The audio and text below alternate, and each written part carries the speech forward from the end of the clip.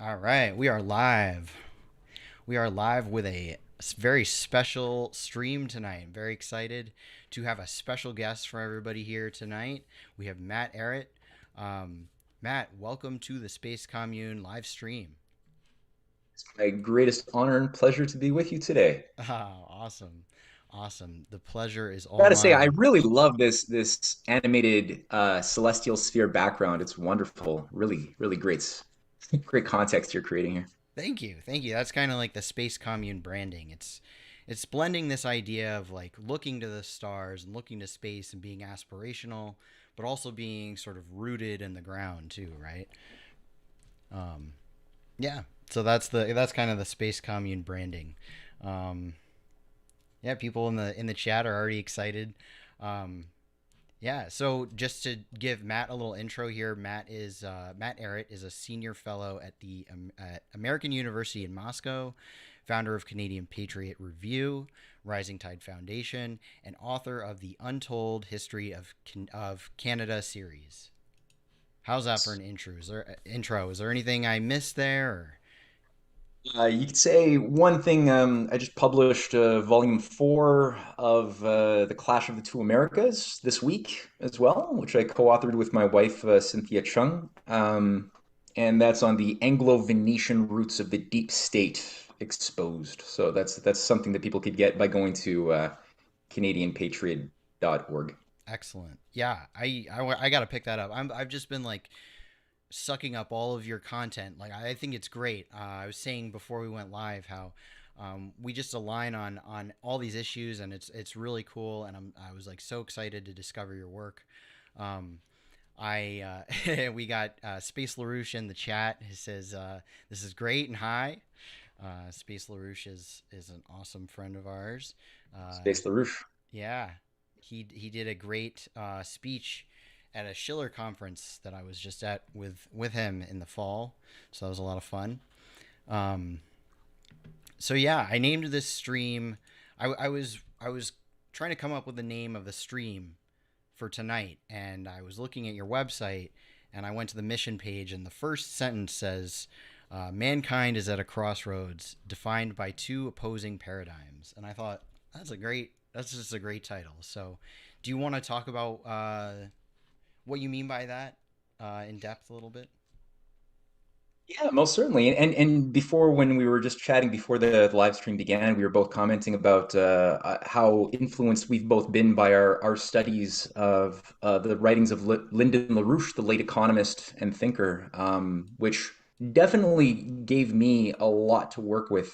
I myself was a volunteer with that organization full time for about a decade, starting in 2006, and I had been a really demoralized conspiracy theorist for the first, between 2003 when you started, I began waking up to obviously the same typical stuff other people do, 9/11, inside job. Okay, my life is a giant lie. Okay, like it's been going on for generations. Okay, what do we do now? So that's a demoralizing thing if you don't have a sense of, well, what is humankind? Like, what were we destined for something greater? And I didn't really have that sense. I had sort of a black pilled filter through which I looked at the at our past, our history, and I couldn't really see the good. So it was a blessing when I think I was hungry for it when I finally encountered some of the LaRouche literature, and it gave me that edge to sort of appreciate that there is this continuous fight. And not only is there this continuous fight over centuries and even millennia between opposing ways of thinking about the fundamental concepts, like what is it to be a human? What is human nature? What is law? What is natural law? What is the universe? What is freedom from this context, right? How does freedom coexist with law? Which, naively one would say, oh, yeah, those are two very um, antagonistic concepts. They can't coexist. As soon as you have law, you deprive individuals of freedom. So you either have to pick one or the other: live in a totalitarian fascist state of law, or Mm-hmm. live in a society with no laws and total pure personal anarchic freedom. It's like pick an extreme, and it's like, well, maybe through this thing called free will and reason, we can actually discover that there's certain types of laws that are rooted in the fabric of the universe, and that when we discover them through acts of choosing, right, and developing our conscience and our minds, we learn to not only discover those laws, but then we can obey them in a way that gives us greater freedom to exist, to thrive, to live at a happier, higher quality life with a longer longevity, right? Greater potential to meet our needs of water, food, aspirations to develop our aesthetic identities, our spiritual identities. And so that's really been that was something that I really was struck by in reading the LaRouche literature, was that he gave me a language and a way of thinking about these two paradigms that have been clashing. On the one hand, an oligarchical paradigm that's been trying like a parasite to hold on to humanity for thousands of years and reduce us to a status not qualitatively different from talking cows. Yeah.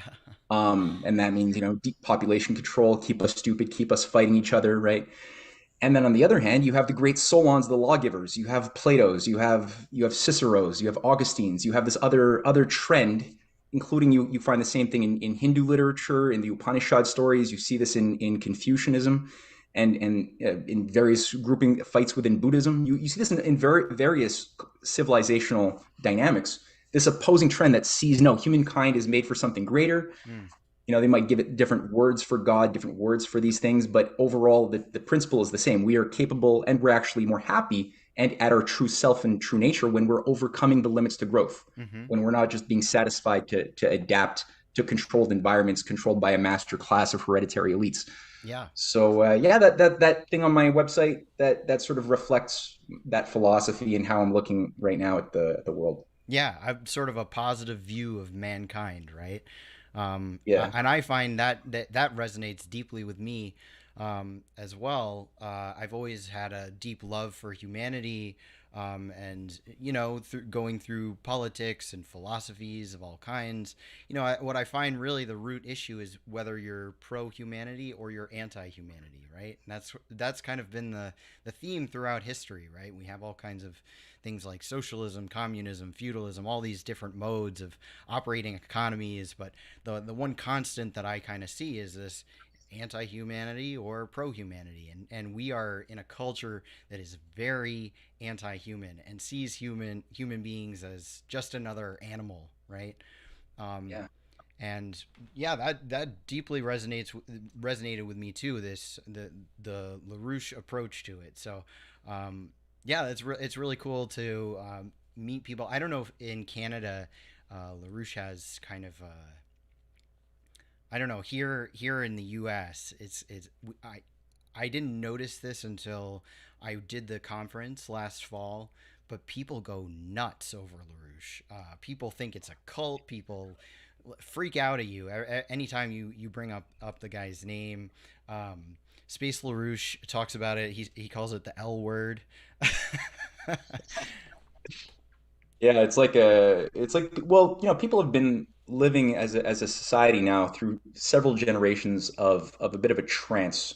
There's been a lot of social engineering, a lot of secular spell making and narrative reframing and neurolinguistic programming and things that have been deployed to really declare war, like go to war on the zeitgeist.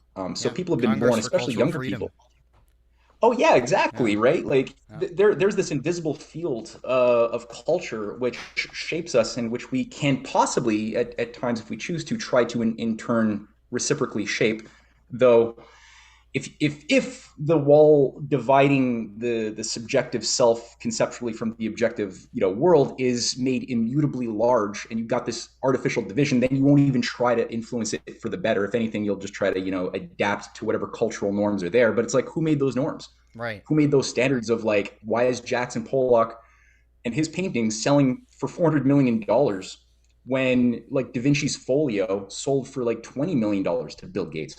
Like, why would Jackson Pollock, who splattered paint on an afternoon on a canvas, go for $500 million, whereas Da Vinci, right, who discovered laws of creation and Yeah, enshrined beauty and reason in his paintings, sell for a fraction of that? yeah. And No, it's like, well, this is not just it.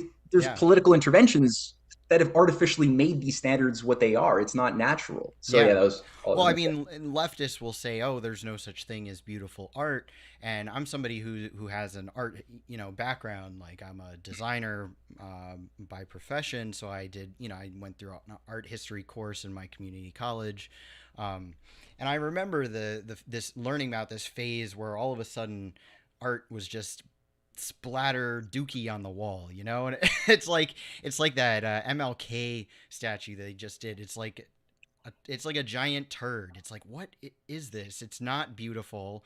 And you get like the right wingers who think beauty is just this sort of vapid aestheticism, and then but really there is sort of laws of beauty, right? And balance, like Gestalt principles, um, the golden ratio, right?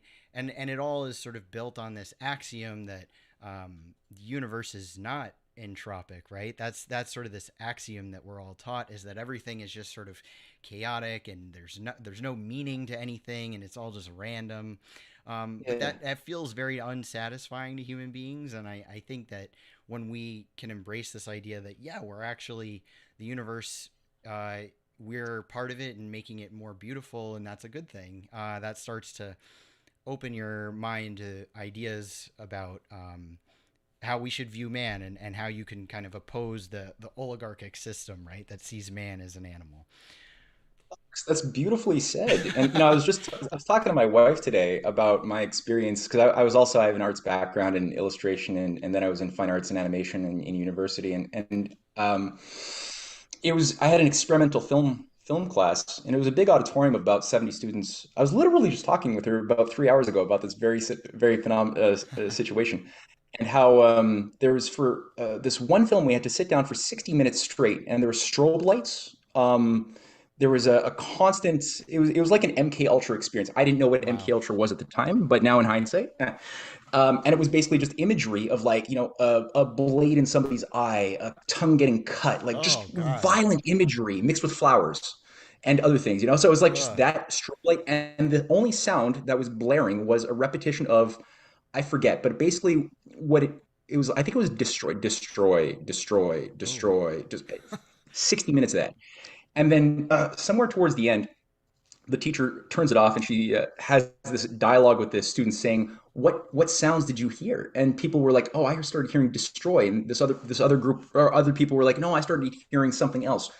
And there were like four or five different words that different people in the audience heard. And I was proud of myself because even though I didn't know very much politically, I did know I was just violated. And that was the first time in my life that I put my hand up and I just said that. I was like, look, honestly, I heard destroy, but I also more importantly feel like that was violence on me. Yeah. And I had to Wow. walk out to avoid vomiting.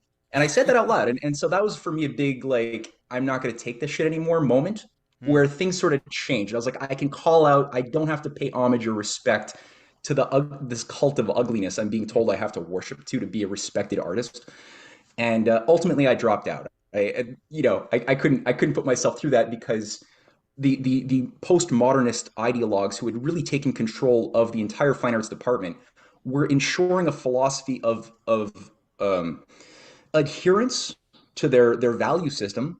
And I remember one of the lead chairmen of the program gave a speech to all of the students and teachers saying, unless you are making your through your art, your audience squirm uncomfortably in their chairs because it was cinema, like experimental cinema.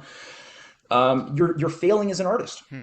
And it's like, well, but I don't want to make them squirm uncomfortably. I want to communicate thoughts and meaning that I have Yeah. using symbology, imagery, my art in a way that makes them inspired somehow. I want to help them. I want to communicate something intelligible.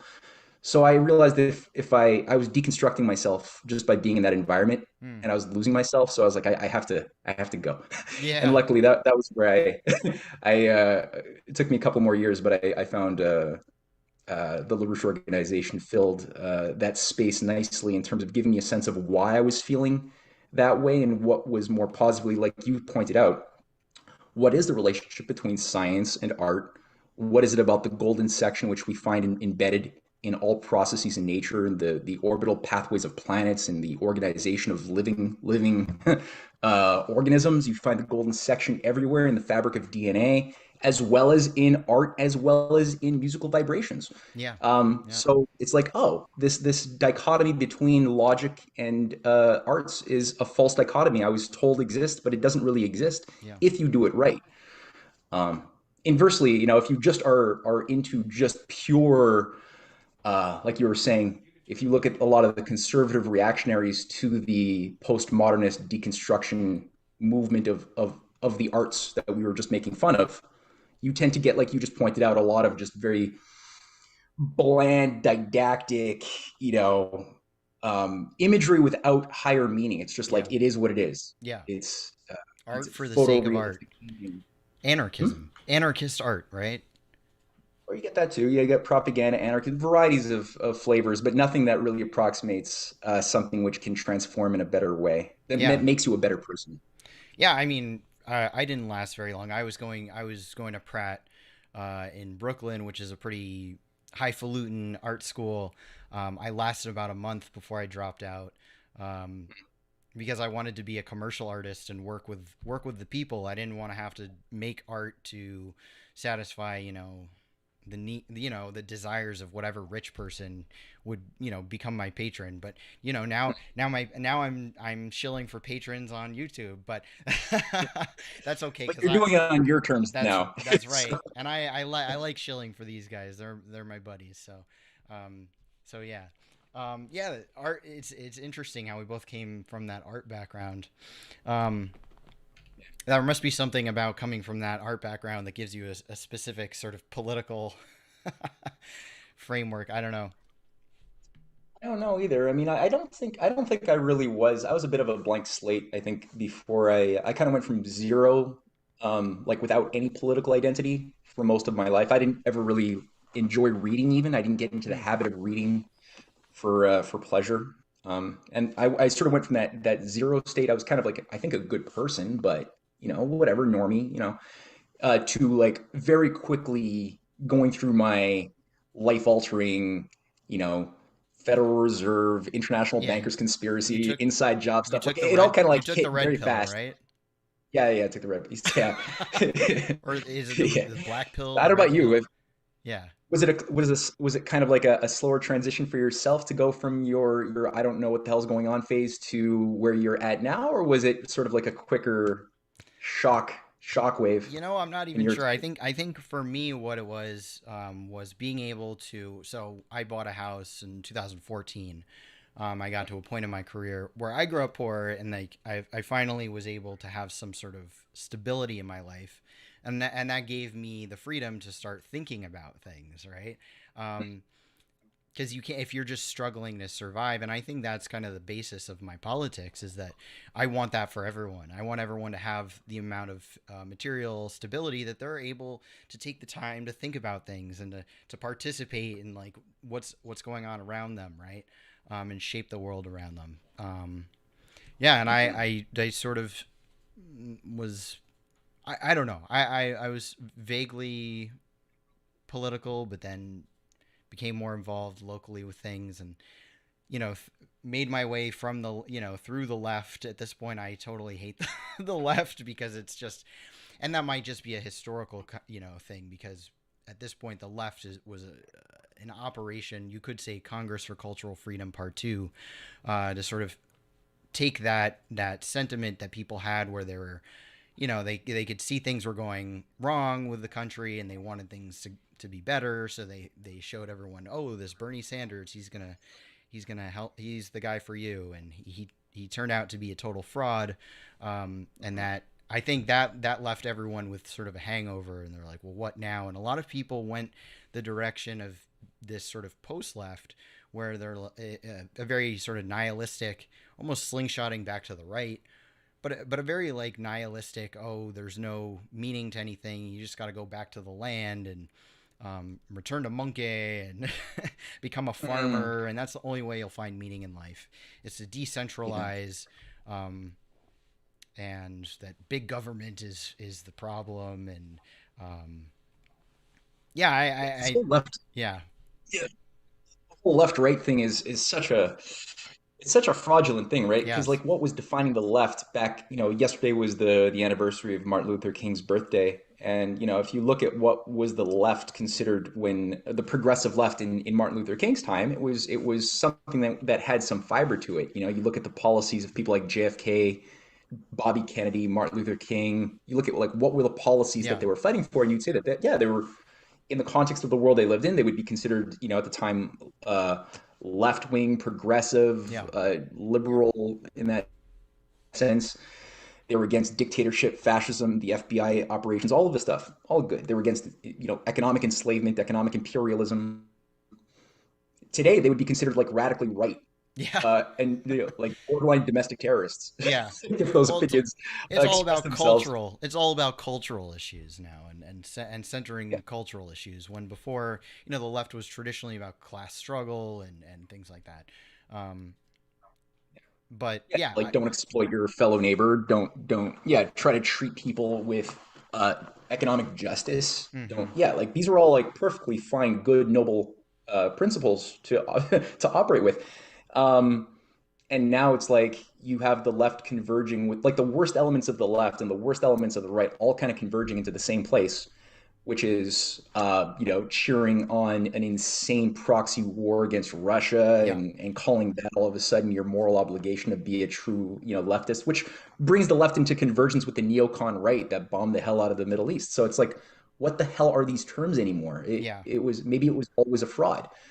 Um, and I think that from that standpoint, when you look at um, well, there's this interesting thing. I have you looked a little bit at the fake dualism, the controlled opposition left and right between the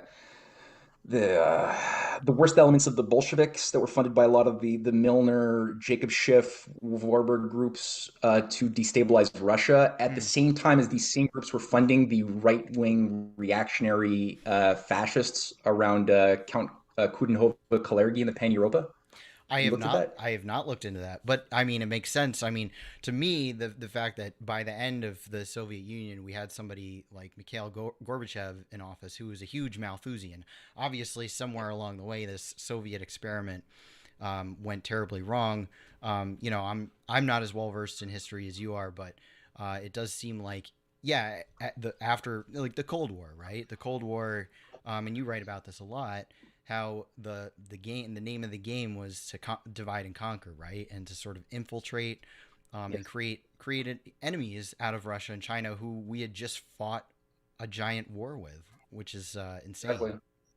Yeah, and by that time, a lot of the worst elements of the Trotskyite, variants of the Bolshevism, all became the neocons. Yeah. Like people like my wife just wrote an article on Burnham um, as the sort of godfather of the neocons, but this guy Burnham was formerly Trotsky's personal secretary, Mm. who was running these gigantic, intricate fifth columns in Russia, trying to that had killed some of Stalin's allies, that tried to kill Stalin, that had.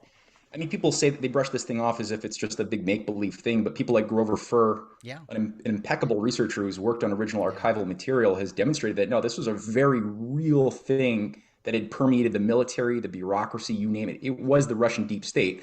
And these sociopaths in Wall Street in London who wanted simply to overthrow any viability within the Russian, Romanov dynasty that had a sort of Lincoln type spirit of that was expressed by the collaboration of Alexander II and Lincoln's allies, both of whom were murdered in terms of applying protectionism, large scale infrastructure development, national state banks, overcoming limits to growth.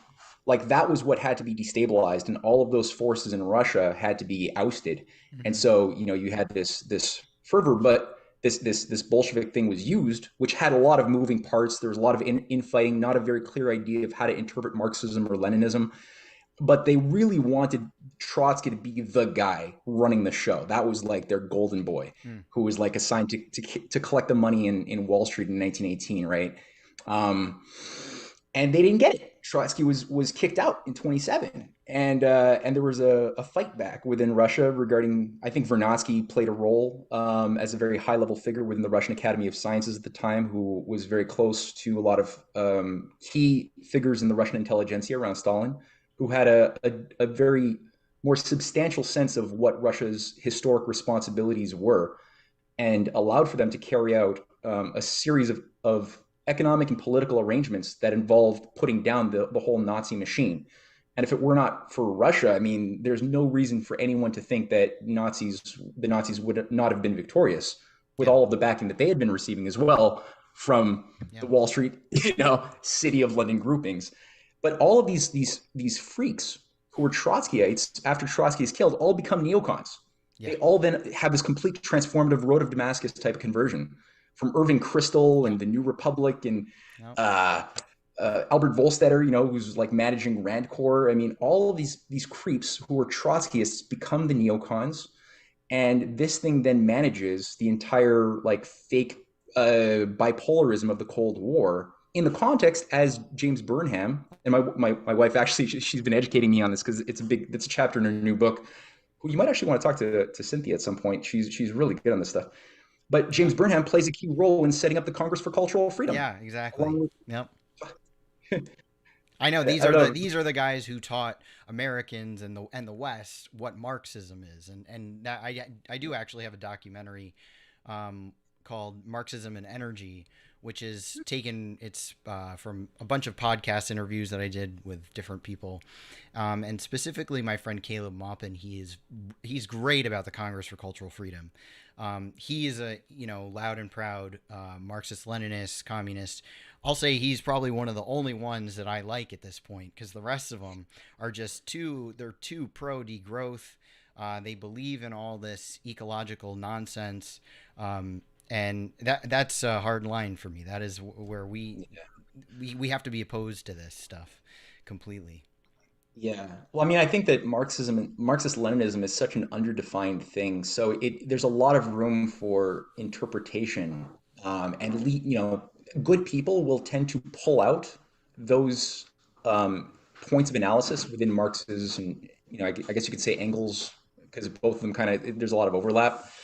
But they'll pull out those reasonable points of analysis and incorporate that into their thinking, and leave the stuff that is a bit more toxic, because I mean that's the way, like, all influential written codes, whether religious or otherwise, can justify doing a lot of damage. Sure. The Bible's been used to kill a lot of people and carry out wars, or do a lot of good. Like, the Bible's also inspired people to do great things and do great charitable works. Same thing for the Quran and the Torah. So, I mean, I think the same thing should be approached with the secular texts that are very influential. Yeah. And to the degree that somebody has their heart in the right place, they will see the reasonable critiques of imperialism in Marx.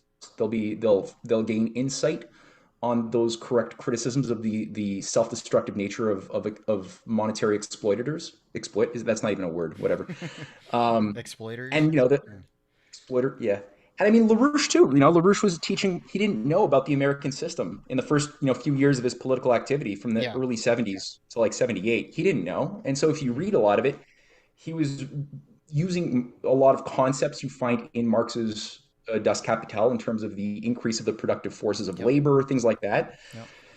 But he was also adding things that were not in Marx, based on just his reasonable ability to think as a human being about the nature of human beings overcoming limits to growth, and encapsulating the idea of labor not just in the material domain, but also in the mental domain.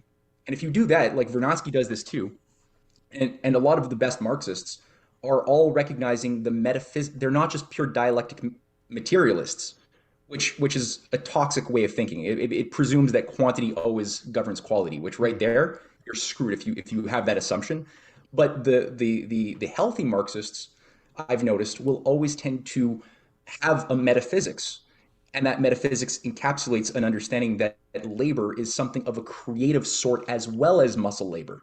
And if you think that way, well, like, the limits that are imposed on our body, you can only do so much physical labor, are not present in the works of mind in that sense. You can't get full of You Well, can get full of yeah. cake and pie, but you can't get full of too many discoveries. And it You know, doesn't resolve for the issue of like getting to a point in society where the production is automated to a certain level where people don't have to like use their bodies to labor anymore, and they're more free to do that creative yeah. labor. Now what do you do with that? And I think that's where we get a lot of middle class ennui in our society, is people who do have that material comfort level, but then they're told that there's no future, there's nothing, Right. there's no meaning to life. So they have this like hatred and this frustration about them, and they don't have an outlet, because there's no future, right? And then they don't, they're sort of these like urbanoid bikeoid degrowth back to land people who hate either like the city, or they hate the suburbs. Mostly they hate the suburbs. They hate the middle class where they came from. The Um, banality, yeah. yeah. Um, Mhm. so yeah, I think that that's what I take from LaRouche a lot. I like actually I think LaRouche started out as a Marxist, and I think he witnessed in real time what was happening with the Congress for Cultural Freedom, and was like, what the fuck is going on here? I don't want anything to do with this. Yeah. And he kind of branched out in his own direction. He contributed so much, and I like to blend in, a lot of his theories about the mind, right? And there's another thinker who's sort of a classic liberal guy, more of a conservative, named Julian Simon, who Hmm. he was famous for making a bet against Paul Ehrlich about his predictions about running out of The year 2000. resources. Yeah, Okay. and he won. He famously won. He sadly died at like in his 50s or something. But he also had that idea of like the human mind is this ultimate resource, right? That Mm. the more humans there are, and the more potential for human minds to create new discoveries, right? And that's Yeah. the catalyst for our societies developing and growing and going from burning wood to coal to fossil fuel. People get mad at me if I say fossil fuel. They say, "Oh, that's a marketing term. It's not really from dinosaurs." But I don't even know. Um, Let's say we'll accommodate them. We'll call it hydrocarbons for now. yeah, yeah, yeah. And then to like uranium, but it's so on and so forth. You know where I'm going with that. Yeah. Um, but It's the reciprocity thing, right? yeah, And it's the resource that makes resources. Like yeah, every other resource, you draw it down, whereas this particular resource of mind can always create new resources and redefine our relationship to the periodic table of elements, not only by discovering what's already there, but and that also includes the 2000 or whatever 4000 now I think it is isotopes. There's these slight variants of each of the elements. Some have more, some have less neutrons or anyway. But you have you have this with other animal species. The relationship with the periodic table is relatively fixed. The rabbits will eat their rabbit food, which has a certain set of proportions of these particular elements. They'll have their gas exchange. They'll breathe their oxygen in or they'll breathe oxygen in, CO2 out. That feeds the plants. The plants have their relationship to carbon or to the periodic table, but human beings, our relationship is not fixed. If we make discoveries, we're going from the Iron Age was a big step up from the Bronze Age, and iron wasn't an ore. I love this lesson from LaRouche when he's saying like, well, he asked, well, what defines the difference between an ore and a rock, like an actual resource and just something that you see lying around. And in the Bronze Age, sure enough, iron was just another rock. Just like before we discovered the use of oil, it right, was just something that pissed off your farmers. If a farmer discovered they had this black stuff under their soil, they were yeah, angry because that ruins their ability to harvest. And then after, into the late 19th century, then it all of a sudden becomes this great, abundant, good thing. You would want to find this under your soil. But what makes this all is work is this metaphysical, non-material but existent quality of mentation, mm, which has a reciprocal effect into the general welfare. In that, when you have a moral society or a society that's capable of encouraging these discoveries and then applying those discoveries into improving the productive forces of labor through industrial and even educational systems, because now, new discovery renders your old ways of teaching and your old textbooks obsolete. So you have to be moral enough to have that flexible, creative acceptance of higher new truths, and you can't have that arrogance, which makes you inflexible and makes like a bad teacher sees a creative student who has a new idea that this teacher doesn't have an answer to. The teacher gets hostile and attacks the student. It's like that for a bad society too. A good society is one that encourages each. I'm choppy. Is my voice coming through? Okay. Yeah, you got a little choppy for a second, but Okay, I but think audibly it's it's okay, right? evening out now. Okay, good. So yeah, just that idea that there's this reciprocity between the entirety of the universe, and as you pointed out, going from states where our life expectancy was very low, infant mortality was very high, life was hard, to moving to a state where now we can communicate over light speed through this thing on my desk using language that's transmitted through light to you, and your mind processes, sees, recognizes quality in that Hmm. information exchange, and then exchanges it back to me over at the speed of light. Um, to say that that's all just random quantum, mechanics, like just random atoms just flopping around, and Darwinian forces just like Yeah. randomly mutating, and that just happened to produce this incredible like process is really a cult that people get into. And I think, like you said, the Congress for Cultural Freedom played a huge role, even though it was an artistic thing.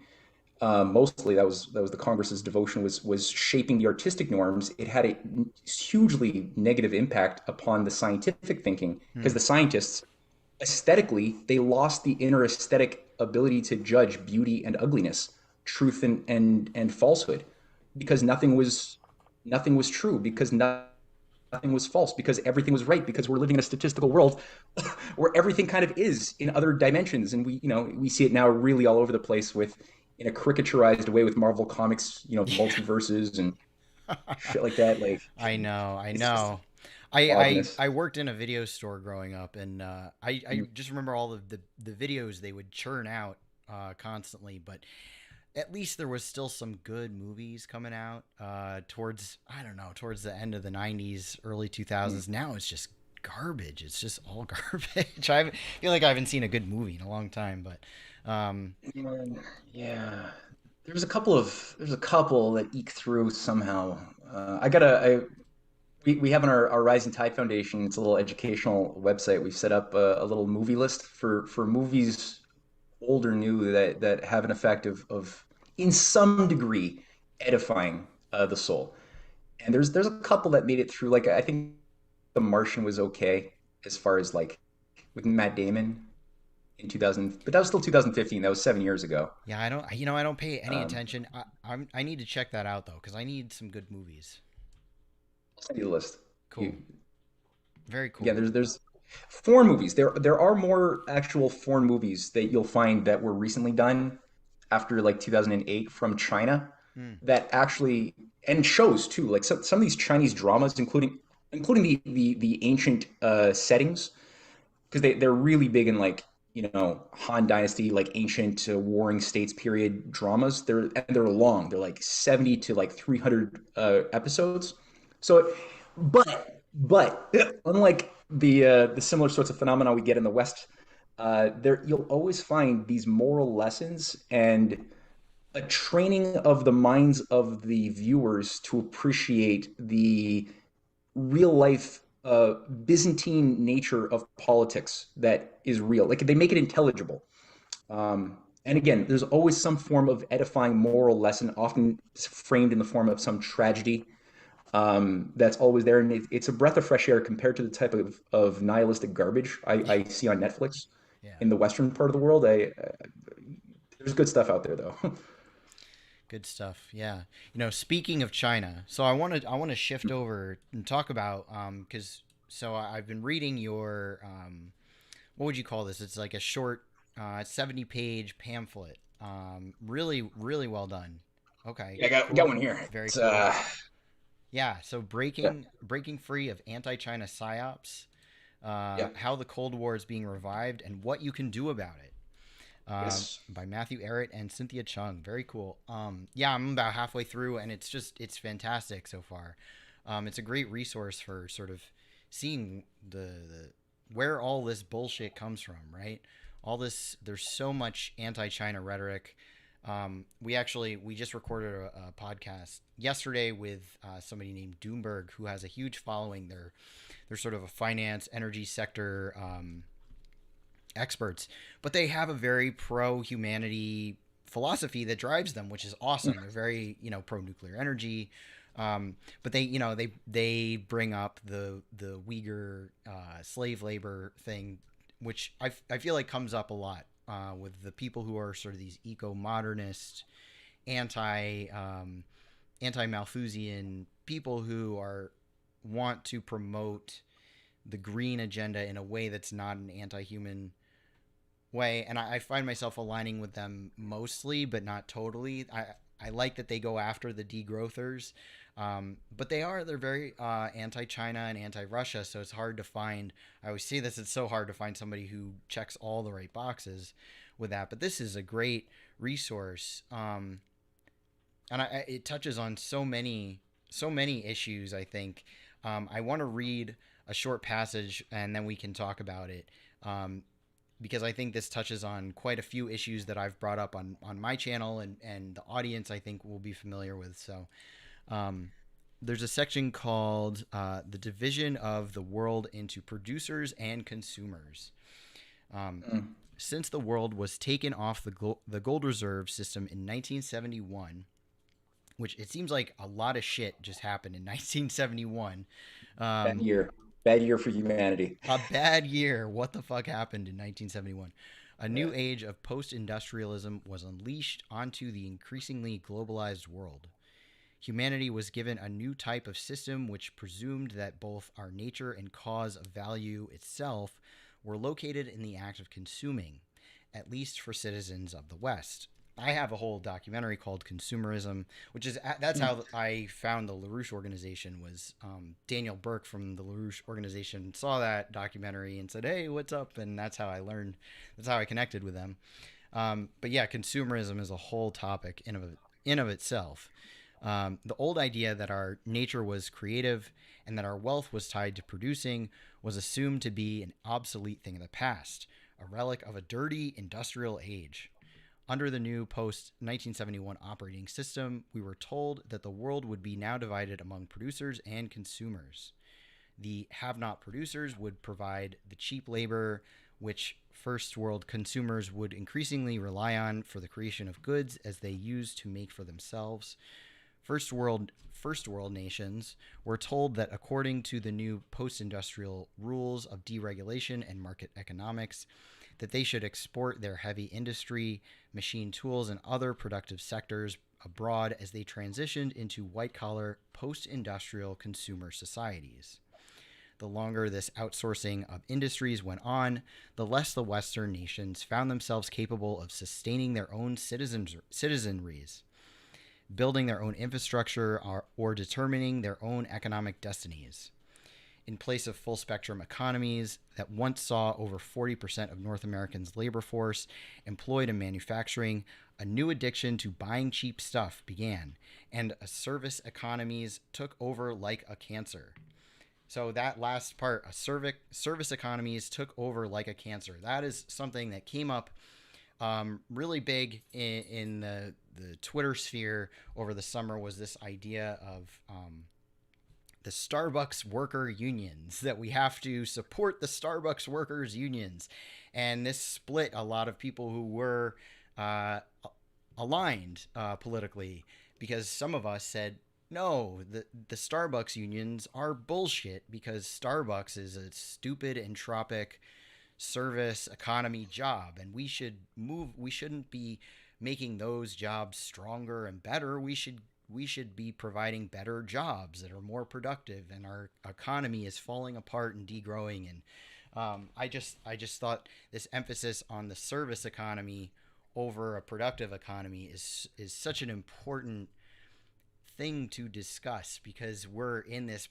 planned right? Planned post-industrial economy now, and we shouldn't be post-industrial. We should be still producing things, right? We shouldn't be Yeah. entropic and cannibalizing other places for our, for cheap consumer goods. Yeah, absolutely. Like there should be no, at no point in human civilization's experience will it ever be justified to be non-productive. Like you can't ever get into a state where you can be post-industrial in that sense, because as long as there are bodies that exist in the physical world, there will always need to be replenishment, sustenance, Yeah. support for those bodies that ideally, if they're following the laws of the universe, in as we've been pointing out, and I'm assuming all of your viewers know what these terms mean, like anti-entropy, entropy. But in it, if we're actually obeying the anti-entropic demands of the universe, and thus these bodies are getting healthier, living longer, that's more production demands in the system. You can never fool yourself into allowing for a system to emerge that justifies the idea that you could just consume indefinitely without producing. Consuming is always a part of life. You can't avoid it, but it is secondary to creating. You gotta to because to consume, you have to consume things that are created. If you can't do both, number one, well, someone's doing it for you. If you're consuming and you're not doing it, someone's doing it. It just happened. It'll probably be the case as in the post 1971 age. It'll be increasingly poor people mining, mining for pennies a day in cobalt mines for your phone, like 40,000 children in the Congo have to do. Um, or it'll just be sweatshops and cheap labor of people earning maybe $1 a day in Asia, Indonesia, or Mexico or something. And either way, you are becoming dependent upon keeping people poorer and poorer, so their labor is cheaper and cheaper, so their value of the things you buy is cheaper and cheaper, and you are thus less independent as a person and as an economy. Right. From and you can't stand on your own 2 feet anymore. So the Right. only people benefiting are those who Henry Kissinger was working for, which were the middlemen, the supranational entities who see themselves above the nations, who wish to control the means of production and consumption. And yeah, I think the article you were reading from was from how Kissinger's slave labor program for China came undone. And ultimately, the best insight into this is to read H.G. Wells's Time Machine, or H.G. Wells. I mean, Wells is a I would say one of the top three influential grand strategists of the 20th century. And people know of Wells's fiction books, but when you read also his bountiful nonfiction books, these are like organizing manuals for the oligarchical class, like his Open Conspiracy, his World Brain, which by the way is a topic of one of the sessions at Davos this week. His Yeah, New that World just Order kicked from off. 1940. Yeah. Yeah. What's he doing in the time machine? These are organizing tools to create a blueprint around which the oligarchy themselves can organize. A lot of these fiction works are partially predictive programming and partially also organizing the minds and zeitgeist of the oligarchy itself, which he was beholden to. And in the time machine, what does it say? You've got a million years. Human society is like co-evolved with two species that differentiated with the Morlocks and the LOI. And the Morlocks are these like dirty industrialists who like live underground, and they're kind of like hybrid mutant monsters, and they don't talk but they produce. They're the dirty producers. Huh. And the beautiful people, the blonde-haired, blue-eyed Aryans above ground, are just like living in stupid luxury as useless eaters, who we discover are the Yeah. feedstock for the Morlocks living underground, who have to go out on hunting parties to eat their useless eaters. And Yeah. that's what they've essentially created. They induced us to accept becoming a society of useless eaters with more and more useless jobs. That Yes. when the time, which is okay in a time of like abundance, when we're still like sort of consuming the productive processes that were generated by previous productive generations before before you and I were born. Mm-hmm. As long as we have that abundance, it's not so evident how destructive this is. But as Mm-hmm. soon as scarcity is part of our life, then all of a sudden we have the types of discussions we see from like Yuval Harari saying like, what do we do with the new useless class? What do we do with the new useless eaters? Well, Yeah. drugs, euthanasia, pills, and video games. Yeah. Um, and so, yeah, and most people can't justify why that's wrong because they themselves have been working in the services sector doing things that are ultimately, at best, designed to simply support a productive economy. But without the productive economy that you're supporting, what are you doing in the commercial art sector, or financial services sector or whatever? Like, you have no productive, useful role to play. And so people could say, well, I guess you just can't be maintained. Yes. Whereas China, if you look at them, they've got a very different approach. Yeah. Yes, they have a population crisis, and I think a lot of this has to do with the fact that Kissinger's conditions for exporting our industries to China involved also certain demands that China accept the Club of Rome's economic models, which is where the one-child policy emerged from, was through the Club of Rome economic models being transplanted. This is not a Chinese organization, by the way. This is a Rockefeller-funded operation, the Club of Rome, that saw their modeling programs popularized at the World Economic Forum in 1973, which became the dominant way that economists, that environmentalists were trained to think about the future consequences of development on the ecosystems, which we then were told has to inform government policymaking in terms of ensuring that we don't overproduce or allow an excess population. Hmm. And Kissinger, while he was organizing the opening up of China, at the same time as he was doing that, he was producing his NSSM 200 report that called for 14 countries that all want to industrialize and embrace scientific progress. And I think like Mexico and Ethiopia and Egypt, and there's 15 on that list. They all want progress. They want to end poverty. They want to use the Japanese model, the American model of what succeeded. And his logic in that disgusting NSSM report is, if they do it, they're going to use the resources under their soil, which are actually in the strategic interest of the United States to own. So we have to now encourage a zero growth policy towards them, including threatening the withholding of food if needed, if they don't want to control their populations themselves. And this is what was the logic of the whole like trilateral commission of David Rockefeller that was going into Beijing in the late 70s with their models of saying like, well, we'll let you have some of our industrial base, but under the condition that these Club of Rome population models are brought in at the same time, which China is still healing from. They did a lot of damage to themselves, and they're healing. They've gotten rid of the one-child policy. It's now three children for the Han population. The Uyghurs never had it. There was never a one-child policy for the Uyghurs at any point in time of the Muslims living in the west of China. But now the difference is, unlike us who have been like living in this useless eater society for so long, China is approaching it from the standpoint of applying or redefining the fourth industrial revolution, which is basically 3D printing, computer learning, like machine learning, AI, automation. They're applying it in ways that they're building one of the biggest dams in the world that's going to be done in 2024 using not a single human. That's going to make this hydroelectric dam. That's going to produce something like 60 gigawatts of electricity off the Yangtze River. That's how they're talking about 3D printing the dam. Currently the biggest structure we have ever built with 3D printing is like 9 meters high in Dubai. Wow, a whole dam with 3D printing? That's insane. I thought you just could make like little bullshit tchotchkes with 3D printing. They can do a whole dam? They're building a whole 189-meter dam. Wow. It's wildly interesting. Yeah. Well, I mean, that speaks to, and I think that this is the fundamental issue that we need to understand, is that the way environmentalism exists in the West, it is a Malthusian project, and China is adopting it not because they believe it wholesale, but they're adopting it because they have to, because of the pressures too from the West, and also doing it in their own way, which is fundamentally different than the way we do it here, which is again that pro-humanity approach.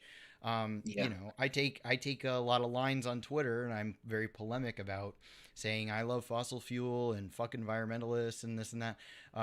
Fuck the environment. I hate the environment. I'll always pick a human over the environment because we have to do that here. That's really what's at stake, is But we're presented that the only paradigm we're allowed to look at is it's humans versus the planet. It can never be both at the same time. It has to be one or the other. You have to pick one, right? And so we have to Yeah. balance, right? We don't want to give up all of nature just for humanity. We don't want to give up humanity just for nature. So we have to balance. And um, the idea that both things can and should and have to exist at the same time is out of the question for Westerners.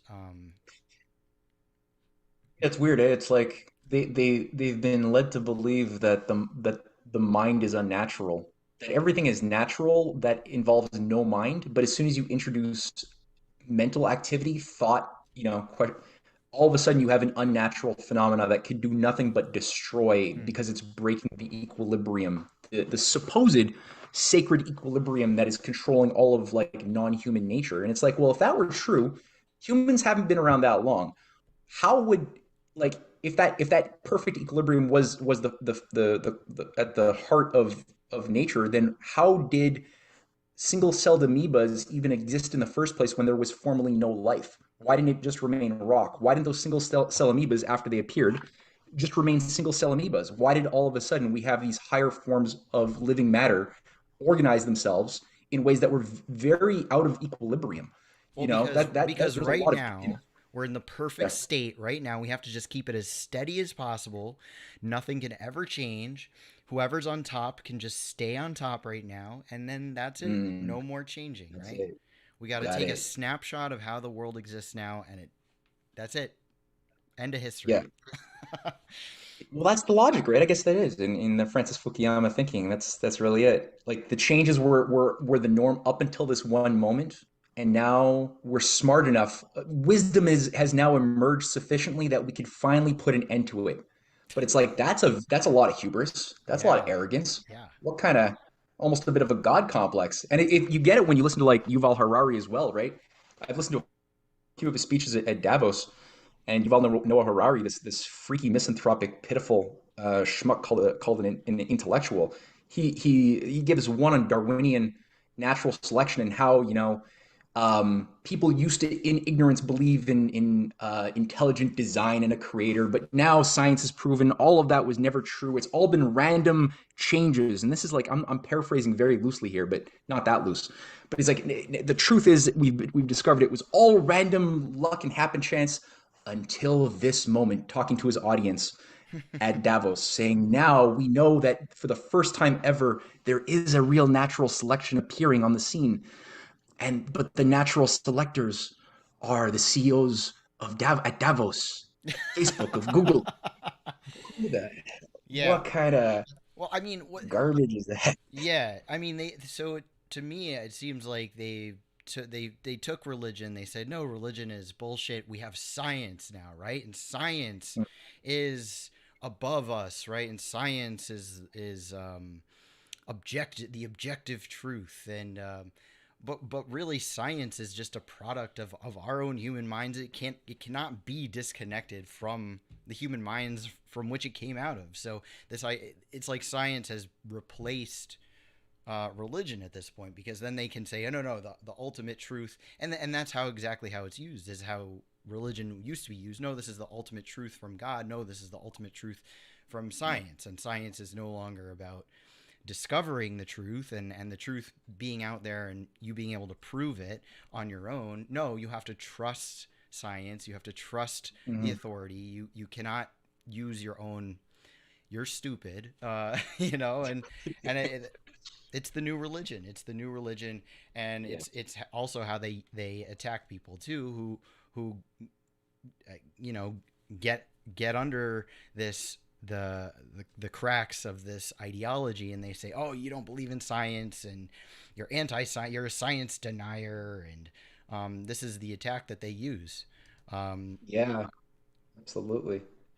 Yeah, no, and it's like there's new godheads too. It's just that the secular godheads wear the mantle or the names of Isaac Newton or Bertrand Russell, or like there's a variety of these godheads that we're told we have to all respect and pay homage to and treat as if they were just these superhumans who had falling on their head, and by virtue of this fruit hitting them in the head, they discovered these laws of creation.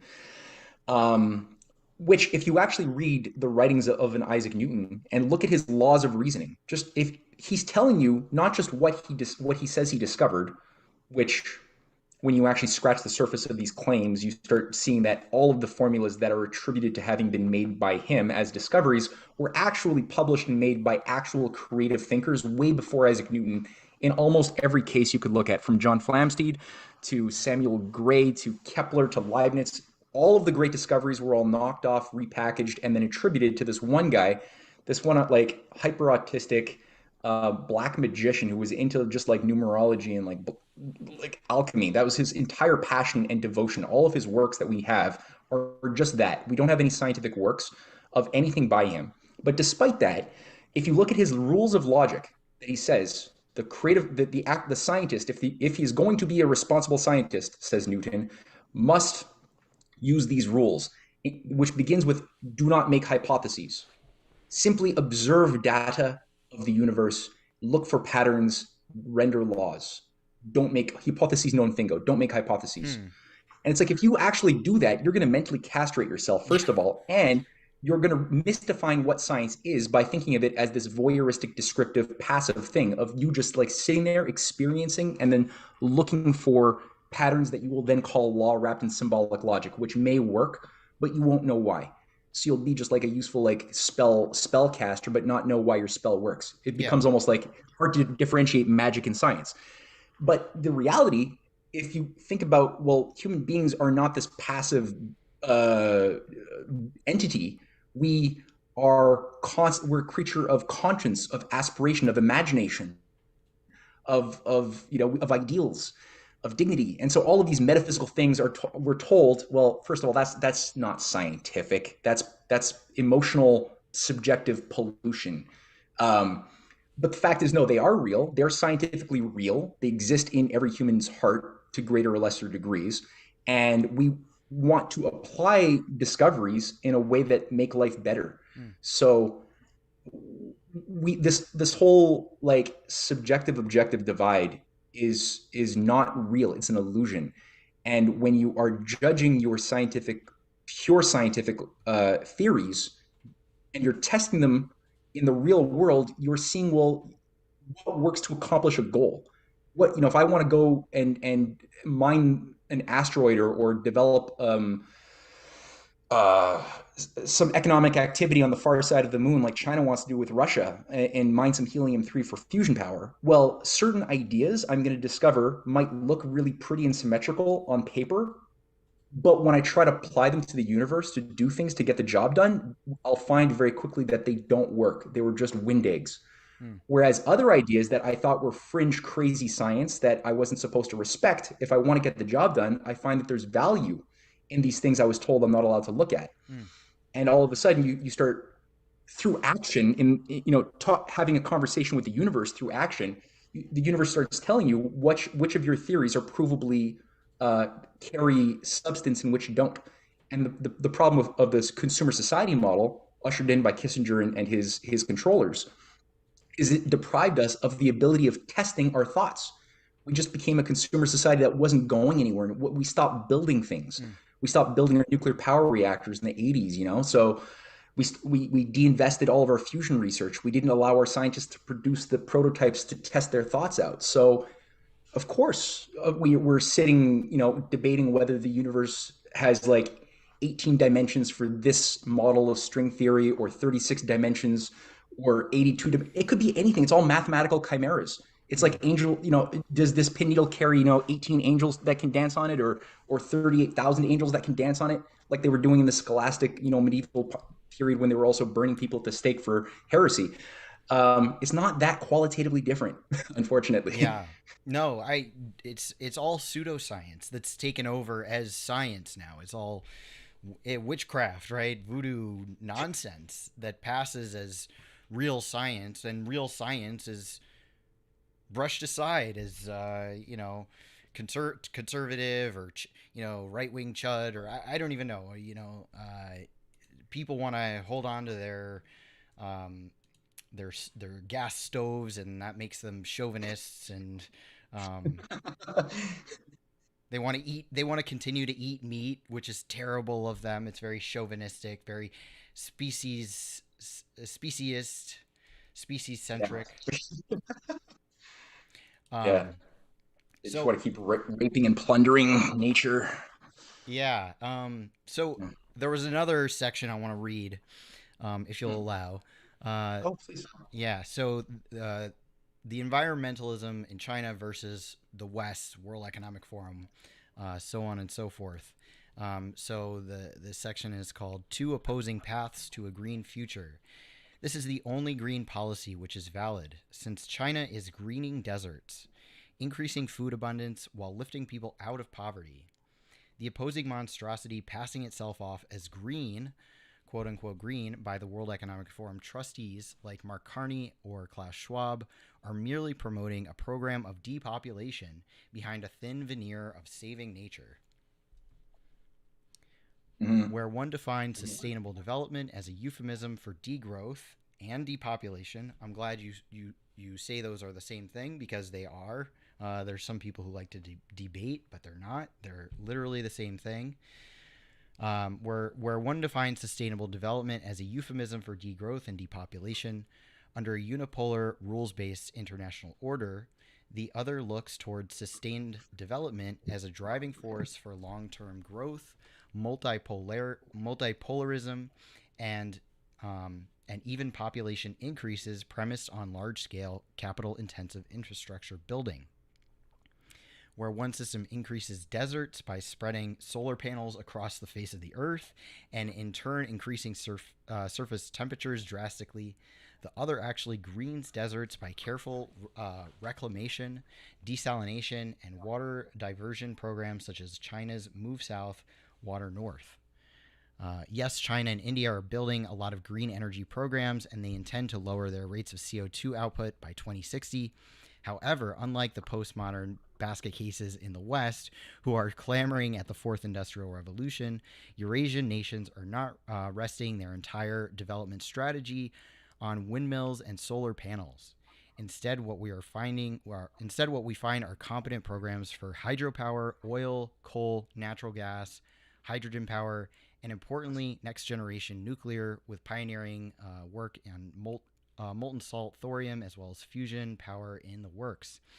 Looking at NASA's recent surprise discovery that the world's biomass has increased by over 5%, due in large to measures measured to China and India and China's economic activity, the fact is slowly emerging into the zeitgeist that the apparent conflict between humanity's aspirations to grow versus the health of the ecosystems is a chimera.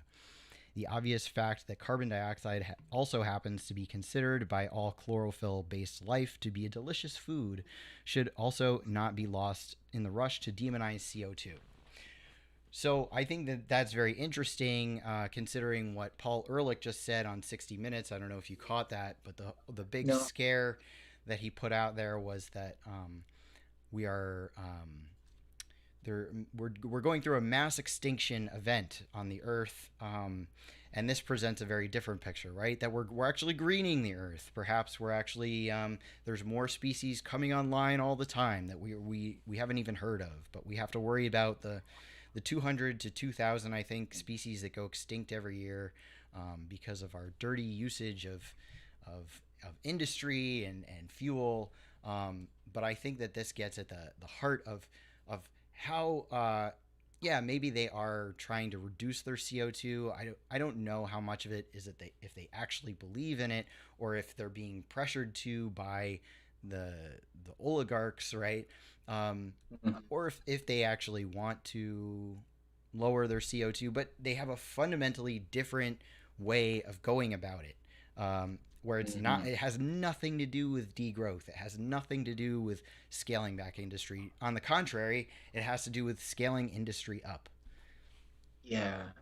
Yeah, no, I mean, everything has to be given its proper place. And I do think that China and India do intend to to a certain degree, reduce some of the carbon dioxide emissions overall, but they're not stupid about it. Like they're not putting their capital industrial productive base into any position of relying upon windmill or solar power energy.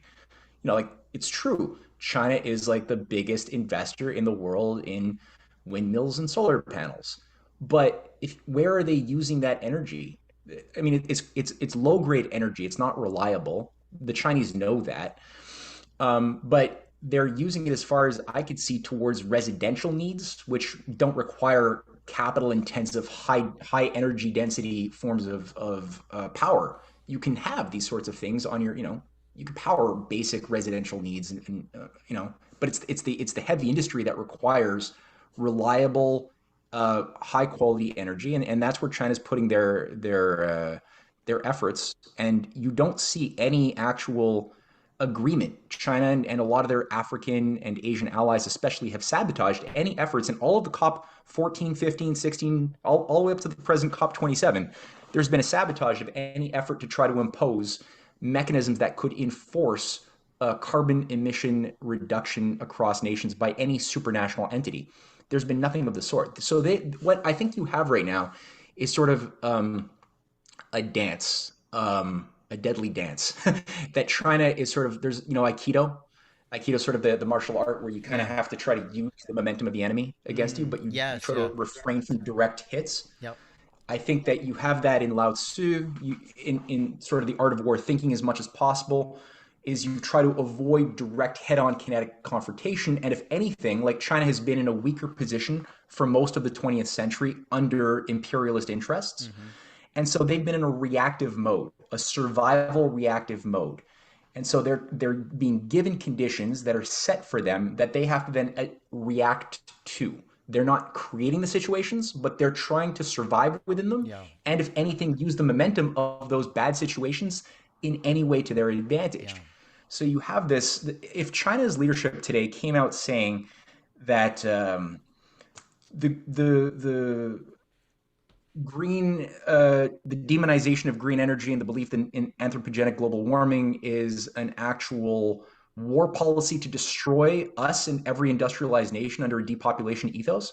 If they just came out and said that, well, right there, you're doubling down on going for a nuclear war. Right. You're basically saying we know that there's a war on us right now. We're Yeah. declaring this war is has been happening, and now we're going to have some sort of symmetrical response to the fact that we're at war, that somebody wants to destroy us. Yeah. The same thing for the pandemic responses. They didn't create the pandemic policy; they had it put onto their doorstep, and now they're trying. Even though, in my assessment, and I hope this isn't going out on YouTube, right?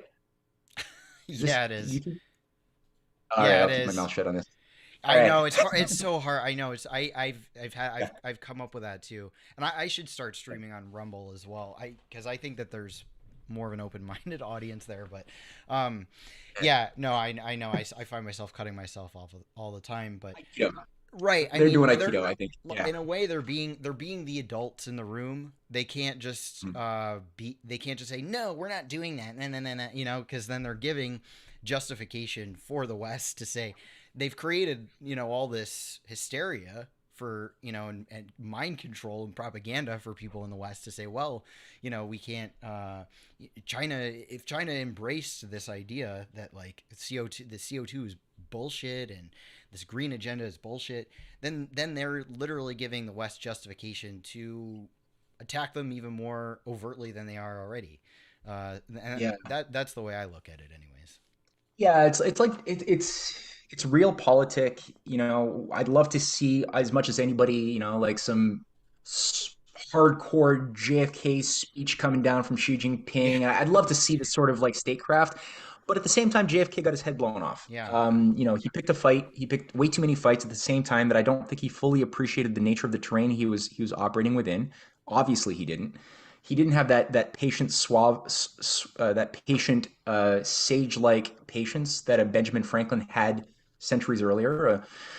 And I think that it's like like you said, the green movement has increasingly become a pseudoscientific religion, but it's more of a religion than it is a science. And the Eurasian leadership know that they're dealing with something of a cultish religious order, which is bursting at the seams, like what's to go like hyper fanatic into a war mob.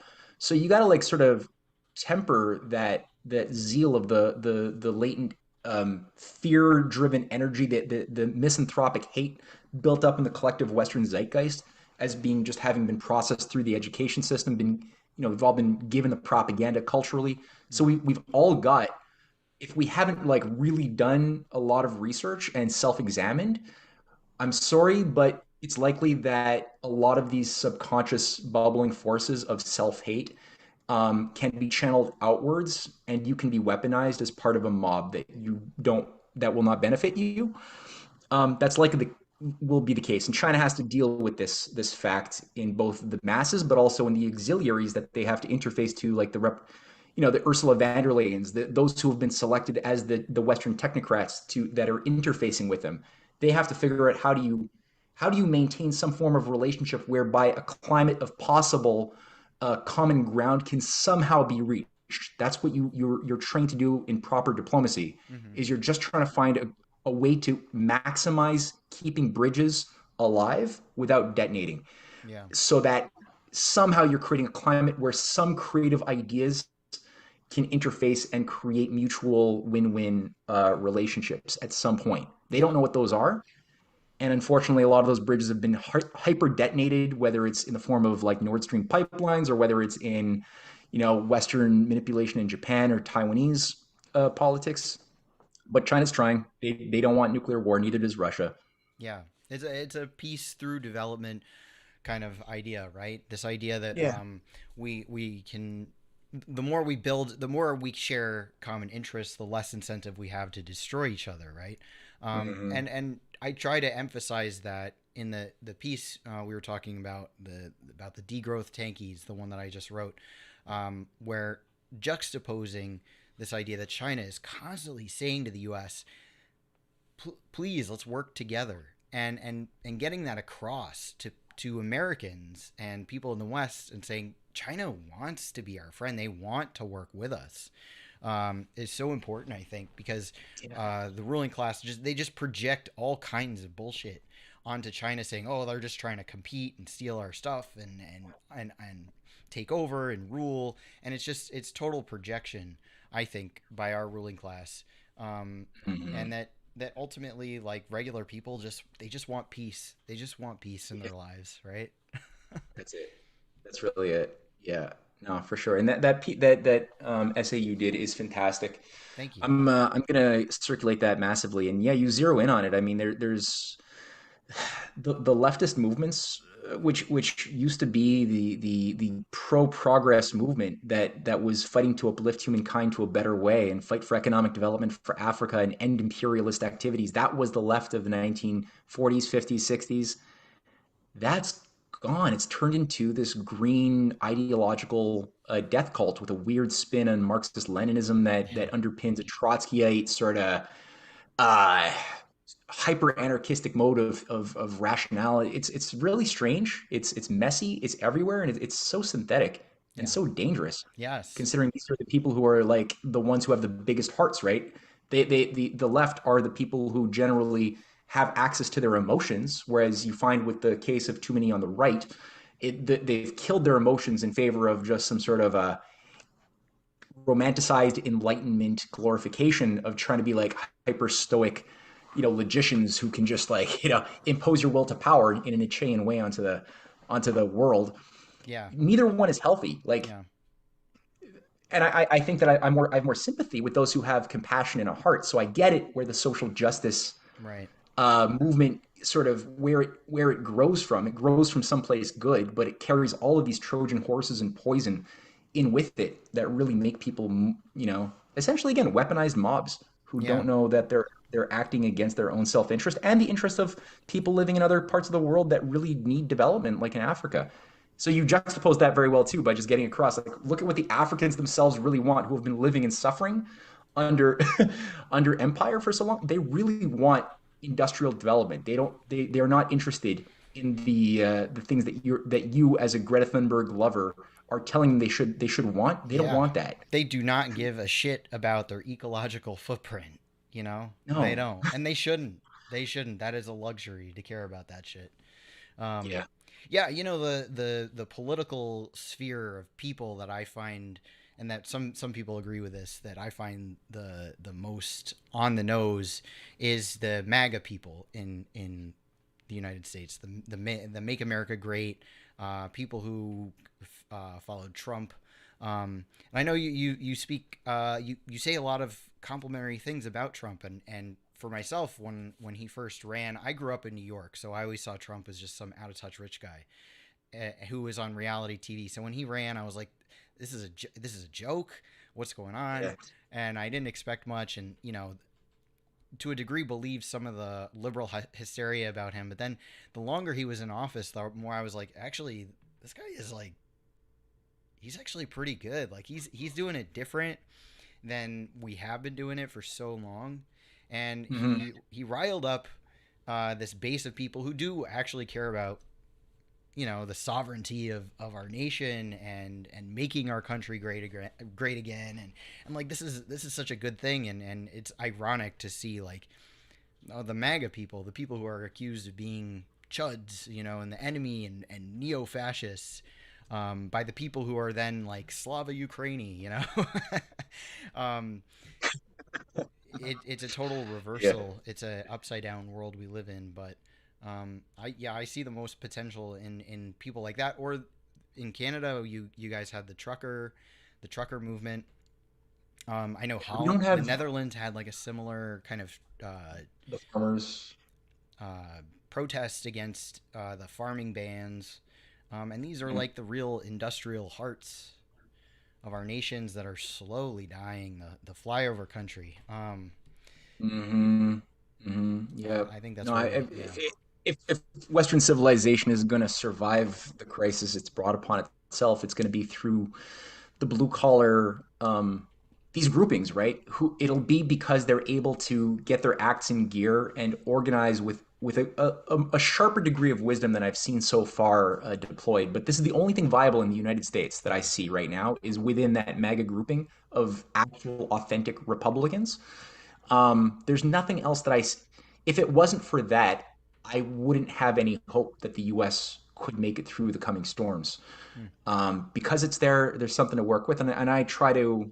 I mean, that's my target audience too, from the United States side, and similar like-minded people in Europe and Canada, as well as who I try to direct my my narrative to give people that historic edge or that philosophical edge that I think is lacking because there's so much misinformation as well strewn throughout the information ecosystem to deflect attention away from the causal agencies that have been working for many generations to bring about this human mass slaughter Yeah. under this Well, new world order agenda. you mentioned in the beginning how you could have been swept up in all this conspiracy theory stuff, right? When you were looking for answers, Oh um, yeah, and I think often of the QAnon people who oh yeah. gravitate towards my work, but they're hard to find because they've been you know um, the hammers come down on them, right? And they've been kicked off of all kinds of social media.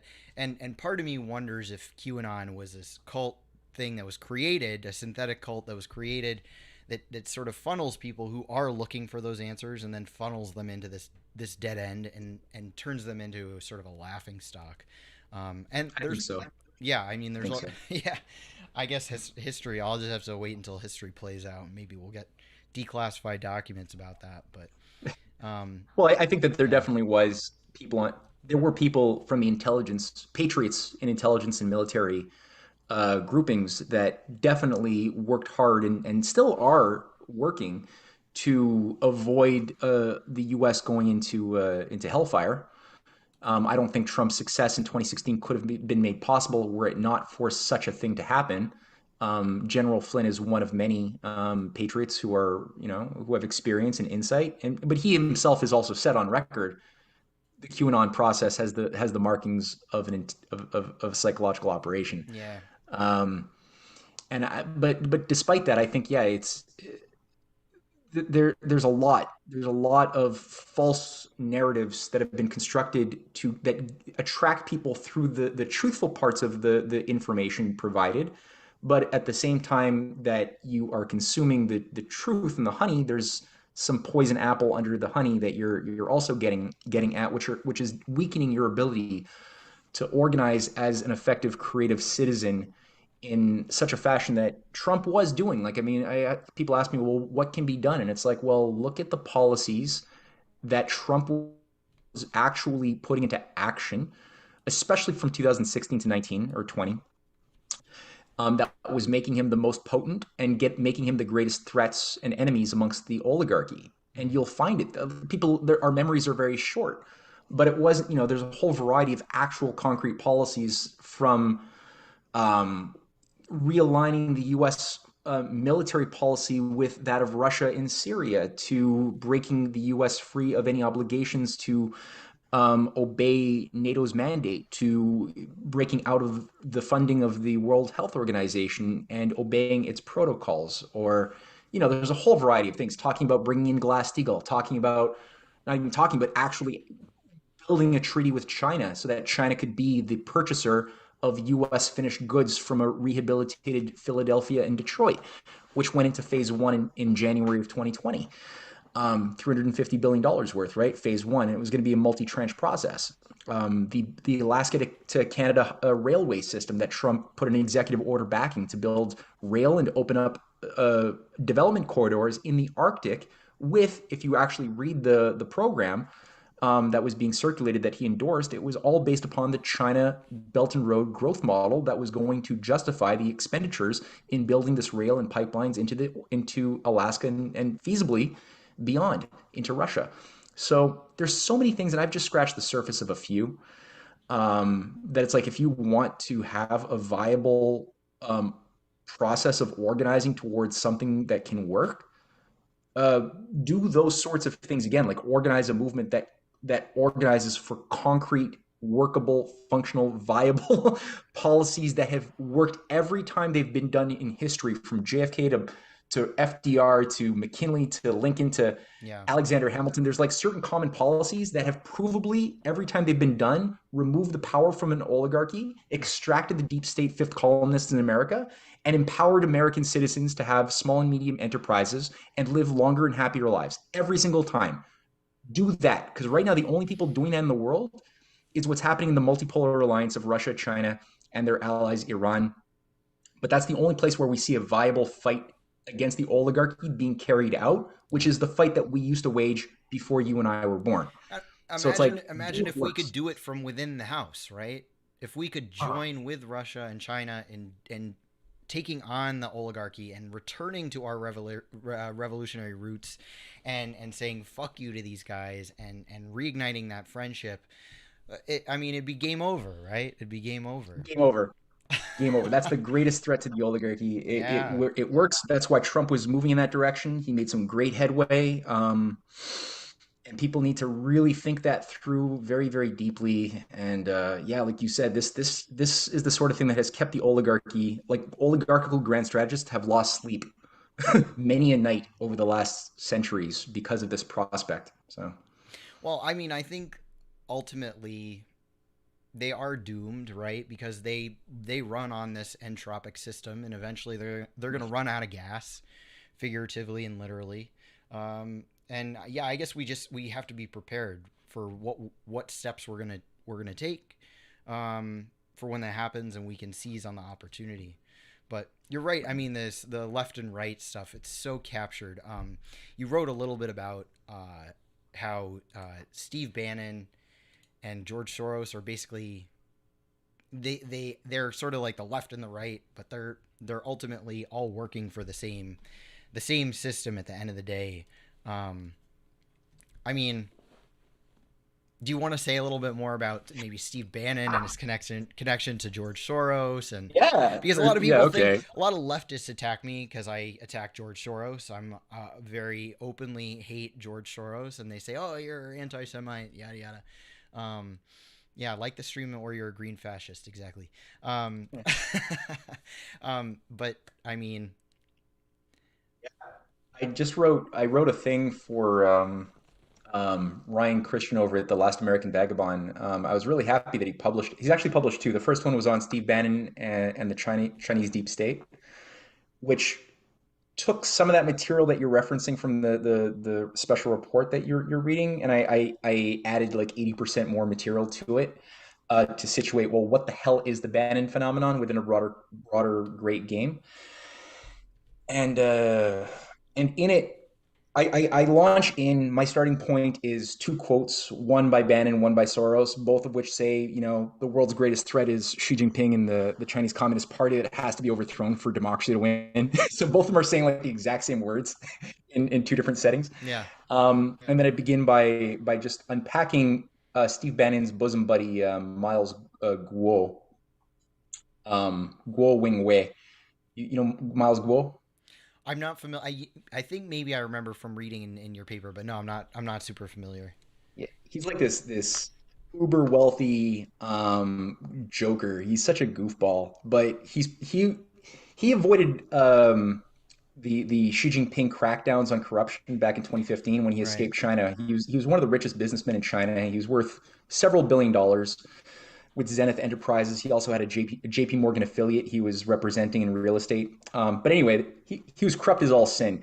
And so far, there's been 4.6 million Chinese officials who have been punished for corruption, and some of them have actually faced the death penalty. And we're talking like not low-level fish here. We're talking like a former justice minister of China, two former heads of the state security ministry, one of whom was a direct handler of Miles Guo, who was a guy who came in the 80s under a Soros stooge, because Soros in the 80s had his way with China, and that was largely under the conditions set by the Trilateral Commission. So Soros even had one of his personal guys, Zhao Ziyang, who would co-run a think tank with Soros called, I think, the New China Foundation or something, or New China Economy Foundation. Anyway, and this guy became the chairman of the Chinese Communist Party from 1987 to 89 after he spent 7 years as premier, doing a lot of damage. He brought in Milton Friedman to China. He was called the Chinese Gorbachev. But he was a total Soros operation, funded also by the NED, the National Endowment for Democracy. And a lot of people don't know this, but the thing that happened in 1989 in Tiananmen Square was not what we were told it was. I used to think tens of thousands of students were killed by the Chinese Communist Party, and I know a lot of people think that, but actually, when you look at it, not only was none of that true, there were something like 89 or so Chinese military officials who were burnt to death. The Chinese were not allowed to even, the soldiers weren't even allowed to carry weapons. They were burnt to death. They were agents provocateurs, and it was really a Maidan, like a Ukrainian 2014 style Maidan Wow. operation to bring the Soros operative Zhao Ziyang into full dictatorial power and bringing total free markets, privatize everything, just like what was happening in Russia at the exact same time. That was his job, that was his assignment, and it didn't work. Instead, what he got was house arrest for life. His allies went to jail, or some of them escaped via Hong Kong triads and MI6 into the United States, where they became sort of a foreign deep state working against China for the last 30 years. Miles Guo was one of these student provocateurs who was put in jail for 2 years at that time. As soon as he got out, he had patronage from certain people who we now see going to jail. But he's protected by something very insidious embedded within the Chinese governing strata, and immediately became a super wealthy real estate mogul and speculator. So he basically escaped, became a bankroller. He escaped prison in 2014, landed in New York with a letter of recommendation from Tony Blair, his personal friend, that allowed him to buy a condo for $60 million off of the Hudson River, and he started bankrolling Steve Bannon's War Room, and they started co-founding these different media enterprises, a variety of them, and working very closely with Epoch Times. Yeah, the Fallen Gong, So right? Falun Gong, yeah, the New Tang Yeah. Dynasty, run by the intergalactic alien messiah, Li Hongji, cultist. It's weird. But anyway, so in the case of Steve Bannon, like, what the hell is this guy who Trump fired, rightfully so? Um, well, I spent some time in my new book, Volume 4 of The Clash of the Two Americas, with a fuller chapter on this as well, going through the. Remember how earlier on, about an hour ago, I brought up the pan-European movement, which was this controlled right-wing countergang to the left-wing sort of deconstructionist Bolshevik movements of anarchy of the 1918-1919 period. Yeah. So this was run by this guy Count Kalergi, Coudenhove-Kalergi, and Coudenhove-Kalergi was a high level from a high level Venetian family formerly, but he played a big role. His whole family played a very high level role within the Habsburg power structures, and the Habsburg power structures we saw took a big hit right after World War I, but they didn't go away. No oligarchical bloodline goes away; they're still there, and so he was out of a job. And so what he did is he created this organization that united the international right, basically all fascist, around this idea of reviving the Crusades. That's why he even designed the European, what would become later the European Union. It was entirely designed by him, including his call to make the national anthem Beethoven's fourth movement of the Ninth Symphony. That was Count Kalergi, which ironically was also used in the Tiananmen Square in 1989, which I don't think Beethoven would have been happy with at all, seeing how his beautiful music was so abused. But Kalergi created not only that, he had a prodigy named Otto von Habsburg. And von Habsburg went on to control the pan-European movement all the way until his death from 1972 to 2011. Habsburg also co-founded during this time another organization run by this old monastery, or run out of this headquarters in the old monastery of Trastulli in Italy. And this monastery, it was founded in 1204 by Pope Innocent III, who was the Crusader Pope who launched a ton of different wars between Christians and Muslims. And he built this thing to celebrate the Fourth Crusade's completion in 1204, which was, for anybody who knows a bit of this history, and that's why I call my book the Anglo-Venetian Origins of the Deep State. Because in 1204, the Fourth Crusade involved Christians from the West being deployed to go to the Holy Land, but they never made it. They used Venetian ships. They got themselves in debt. To pay the debt, the Venetians said, well, go and destroy Constantinople for us. Now, the problem here, morally, is that Constantinople is a Christian city. So the Crusaders ended up going to a Christian city of Constantinople and one other city further north, destroyed them, looted them, killed like all of the males over the age of 30, Christians, looted them, which is why in Venice you have like all of these like Byzantine sculptures and things in St. Mark's Square. It was all looted from Constantinople. And then what happened after that was a coup d'etat. So Venice then became, where it was formerly Constantinople as a big power broker, and Venice was the junior partner in the Byzantine Empire, all of a sudden Constantinople became annihilated and Venice became the hegemon, the global empire, the center of command structure, controlling international bullion, all of Byzantium's maritime trade corridors, all were taken over by Venice. So this Trastulli monastery was commissioned to celebrate that. At the same time, and there's a whole bunch of other things that tie into proto-Jesuits and everything else. But so Steve Bannon now is the face of this monastery, and this organization that runs out of this monastery is called the Dignitae Humanae Institute, which Otto von Habsburg led and ran. And the idea is to give a veneer of healthy conservative Christianity, which sounds attractive on the surface. A lot of very nice things, man made in the image of a living creator, all very good things. But the poison pill, the Trojan horse, is that it's designed to unite the right around a Christian ethos in opposition to Islam and Confucianism and other civilizations. And so in effect, all it is it's a new crusader movement being created as a reaction to the woke deconstructionist postmodern sort of neo-Bolshevik ideology of deconstructing the traditions of civilization, which is exactly what happened in 1918, 1919.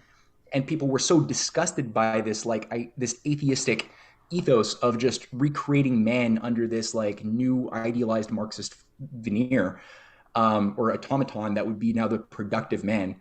But it was very hyper atheistic. It was antagonistic to religious traditions. So people then were reactionary conservatives in response. Yeah. Same thing is being done today.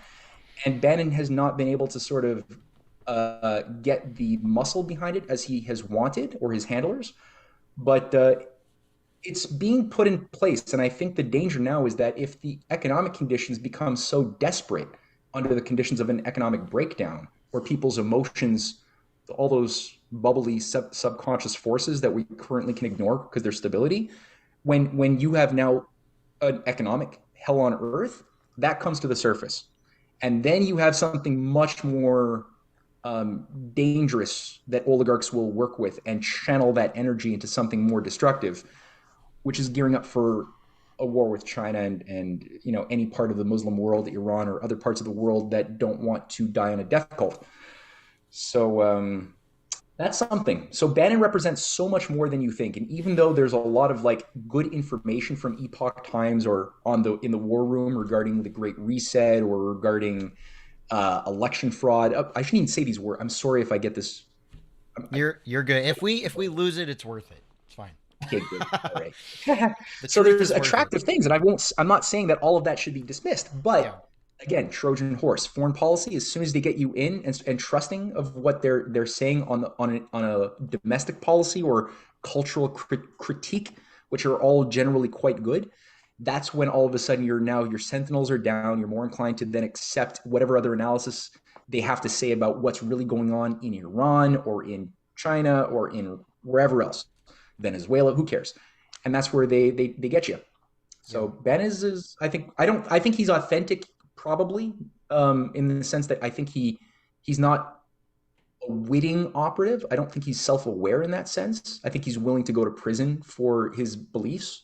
That doesn't make him less of an operative. Just to say, probably makes him a better one. Yeah, exactly. Yeah, and I mean, Lenin, Trotsky, but Bannon says that he models his organizing techniques off of Lenin. He's even said so in an interview. Now he means I want to tear down the structures of the establishment. Now that might be very cathartic and very satisfying for people to want to hear, but at the end of the day, it's like, well, what are you actually building? Right. Yeah. No, we have to base it on building, right? Building a better world and not tearing things down. My friend Caleb talks about the difference between city builders and vandals, right?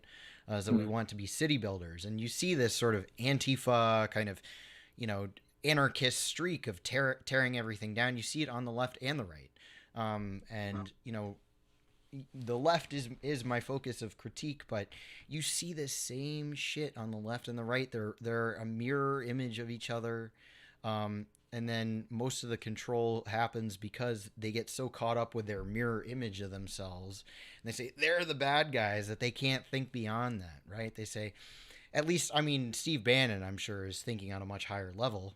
But the people who are within that influence network, they and look to somebody like Steve Bannon or whatever influencer, whether they're on the right or the left, and then they're under that spell.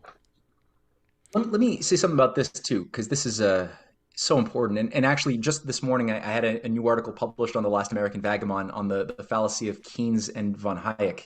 The thing about this, because people wonder, like, how, or they should wonder, how is it that the Democratic Party, during the course of the Cold War, became the party of John Maynard Keynes, and the Republican Party became the Austrian school libertarian party of Friedrich von Hayek and von Mises? How did that happen? And it's like, if you're a Republican, you kind of have to self-identify as an absolute free marketeer, devoid of any, like, antagonistic to any idea of government regulation. And if you're a Democrat or a Canadian liberal, same thing. You kind of have to identify as being a Keynesian, top-down, planning, which can be very disruptive to personal liberty, as we're now seeing viscerally with this insane Green New Deal stuff and the top-down centralized, command structures that are deploying scarcity creation policies. That being said, how did that happen? Because John Maynard Keynes and von Hayek were lifelong friends. Both of them were having a debate, in the London School of Economics, the Fabian Society School, in 1932, that became popularized as the thing that was supposed to shape the left and the right. And if you look at von Hayek and also von Mises, they were part. Why do they call it the Austrian school that they were members of? Well, the Austrian school was the Habsburg school of court economists, all the way to the founder of the Austrian school, Karl Menger, who was the retainer of Count, I forget which Habsburg of the House of Wittelsbach, like the who committed suicide. Probably, yeah. I mean, his teacher probably didn't help with that.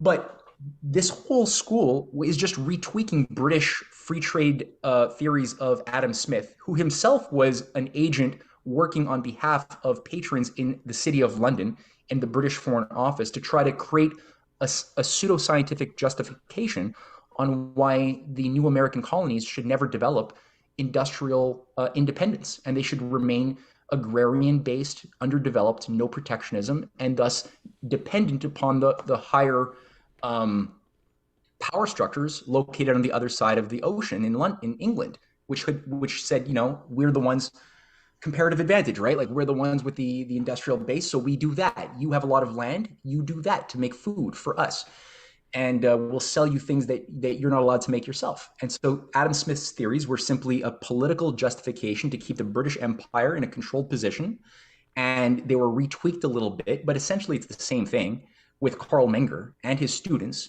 who became the advisors to the fascists of Austria. The leading fascist partners of Mussolini and other, were all seeing as their advisors Ludwig von Mises, von Hayek, the entire school. So it's like, do they really care about your personal freedom? Is that really what they care about? Is your right to just be free and be creative? Or is that something that is, again, attractive honey? And maybe they have a secret doctrine or a secret teaching where the actual handlers of political power, who are their patrons, the ones managing the Mont Pelerin Society, or there's so many different, Heritage Foundation, other little think tanks that all grew in the 1950s under the Cold War, especially taking over into the 1960s. Maybe the actual handlers of these things know that they want to atomize every individual potential citizen into a hedonistic lust beast who cannot think in any other way but monetarism and self-hedonism in order to control the gas particles in some sort of a top-down structure where none of the gas particles know what the other gas particles are doing, and the structure itself is going to be maintained by a Habsburg-like, Catholic-type pseudo-Catholic fascist monarchical operation. Or some variant of it that's working very closely with its liberal imperialist oligarchical counterparts from the House of Windsor. Yeah. And these oligarchs always, there's this like cooperation amongst thieves. They will like have rivalries and backstab each other at occasion. And certainly the Habsburgs probably weren't happy to have the carpet pulled from under their feet in 1919 when the Austro-Hungarian Empire was dismantled. But despite that, there is always collusion and collaboration around a common agreement that I might have lost this particular chapter in the great game, but the game of like, it's mine. That's the game. The great game that all the oligarchs are playing is it's mine. And they all agree that the rules can only be maintained if every individual citizen on the earth within the game is nothing more than a talking cow. And so they agree with that no matter what, we all have to make sure that people have a self-identity of a low-level hedonistic beast with no conception of thinking about the laws of creation or acting upon them reciprocally. They can't think about those things. And as long as we can maintain that, we can fight with each other, try to have bigger pieces of the pie, stab each other in the back. But we all agree on these things. And it's smart of them to want to capture as much of the market as they can within this construct of like thinking in that very specific way. As man is just another animal, is just a talking cow, as you say.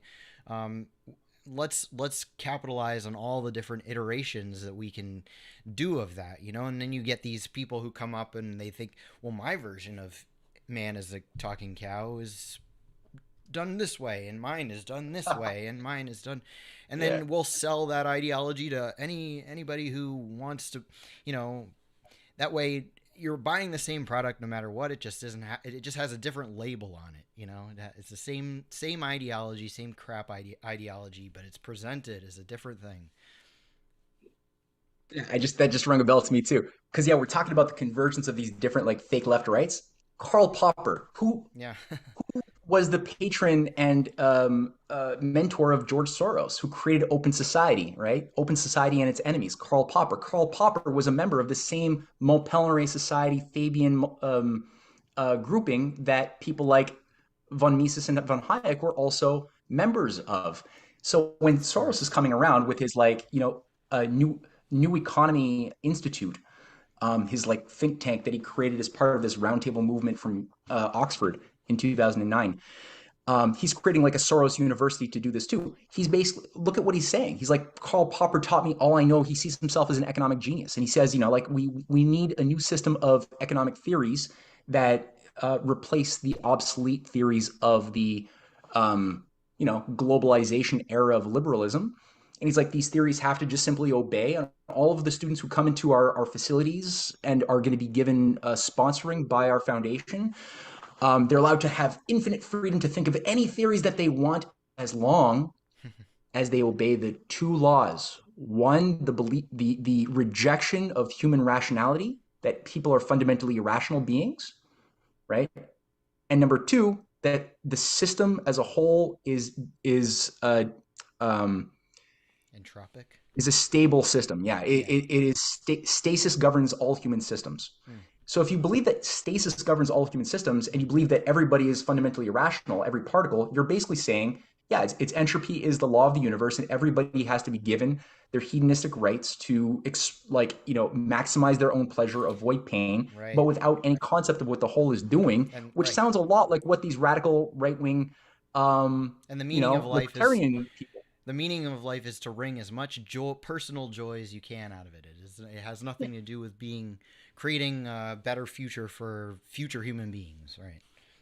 And so left and right, they come together, and just like Bertrand Russell in 1919, he wrote a book on Bolshevism and anarchism, and he actually says the ideal that we should all strive for is absolute anarchism.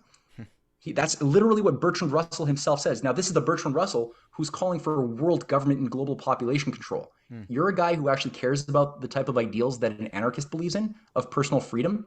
No, I'm No. sorry. You're not genuine. It's a trap. It's It's total all a no, trap. it's total hedonism. And I did a stream all about Canada recently because the MAID program was Mm. so fucking disgusting to me. I was like, I can't believe there isn't more outrage about it.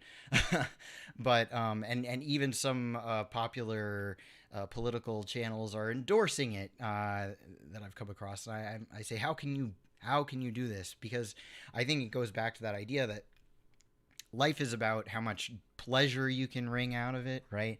And this idea that like life isn't worth living if you can't like go around and like fuck everyone and like do drugs and just be hedonistic, right? If you're laying on a hospital bed, then your life is not worth living, or if you're in a wheelchair or whatnot. And that's where you start to get like left wing people who seem like they're like, oh, I care so much, but I care so much that I think that people should be allowed to die if they don't feel pleasure, and that's that's Yeah, where no, it's yeah. yeah, it's really pathetic. I'm glad that you took aim at that. But yeah, I think it just indicates just how spiritually impoverished we've become as a society, that we've not learned to enjoy the pleasures of the spirit and the mind, which transcend the body. And so Mm. because people haven't had that much experience with those higher sublime pleasures, all we're left with is the idea that, well, if my body breaks down, my penis doesn't work anymore, if I'm physically in some sort of ordeal, it's not worth living. There's No. nothing worth that. I've never experienced anything more that would give me meaning to live, if not these pleasures. And so you look at other people and their situations from your own personal filter, and you're like, well, I guess it would be more gentle and humane to kill off, grandma, or that, person who's a useless. Now, I won't say useless eater, because they don't think that way, but that person who's just, But they're it's feeling depressed, embedded and in they're going through anxiety, and yeah. they really are not handling it, and they want that suicide pill. We should just do them a favor of giving it to them. Then, Well, the it's useless eater thing is embedded in their thought process. But if you say it yeah, out loud, then they say, "Whoa, whoa, whoa, whoa, you can't say that." And that goes back to that service economy argument of like No, that you're basically creating a class of useless eaters who are just there to service as long as their services are needed. When their services are no longer needed or cannot be acquired, then they're no longer needed. You know, they're extra, they're superfluous. You're not building your economy around that an idea that people there's no such thing as useless eaters. You're avoiding that, but it's still there. It's still underlying Yeah. the Yeah. No, you're ideology. right. I mean, it's like something which you don't say, you're not supposed to say the quiet parts out loud. Yeah. So the those who promoted the situation that put people into this logical set of triage trappings masquerading with an emotional compassionate veneer, they themselves don't believe that. They're like it's hardcore fascists at the top who really want to do what H.G. Wells and George Bernard Shaw and all of the Bertrand Russell, like you listen to the writings of how these guys speak about the poor and population control, and it's disgusting. They hate humanity so much, but they're also Fabian socialists Hmm. who are really the party of the working men who care about compassion, and Yeah. it's like, no, I'm They just sorry, care this so is how you're much. being played. Yeah, they Yeah, just care so much. I mean, yeah. so my a little bit of my background is that I live in this town called Kingston. It's a very small city of Kingston in the Hudson Valley of New York. And I happen to live in a place where Peter Buffett, the son of Warren Buffett, is doing. He believes in all this degrowth, depopulation stuff, and he is a total bleeding heart liberal. Believes in centering the voices. Believes in lifting up the women of color, things like that. He is the caring, bleeding heart liberal personified. But he is deeply Malthusian. He just blurbed a book about how we need to reduce the population down to like 1 billion.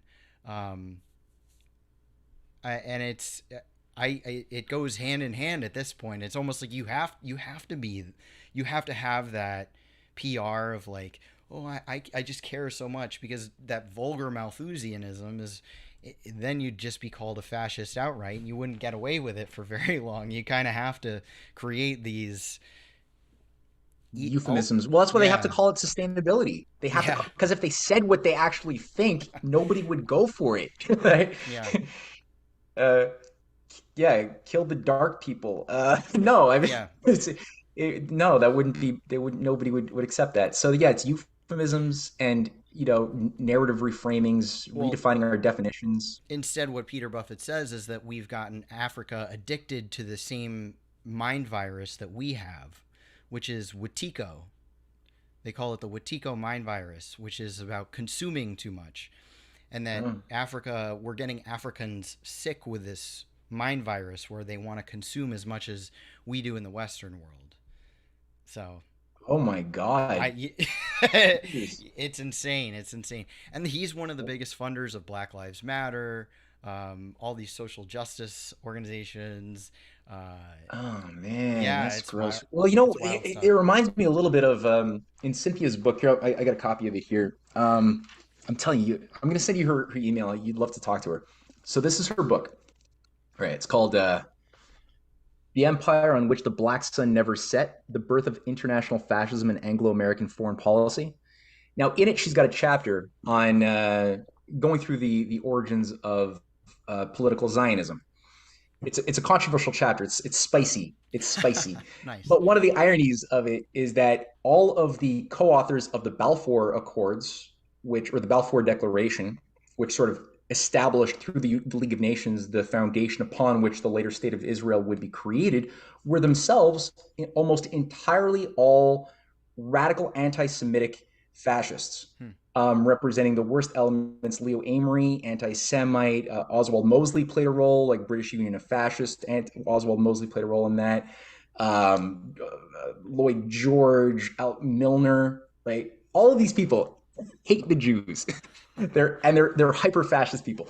And it's like, do you guys really care about the Jews so much? And it's if you read Kalergi, Coudenhove Kalergi played a very key role as a grand strategist, along with his father, in sort of creating or popularizing the policy of trying to figure out what do we do with the problem of these Jews. And he's very clear, and she's got tons of quotes where they identify that, look, we've got these two Jews. We've got the good Jews and we've got the bad Jews. Oh God. And the good Jews are the Jews that are going to be like more malleable, more adaptive to the type of cultural norms we want to bring about.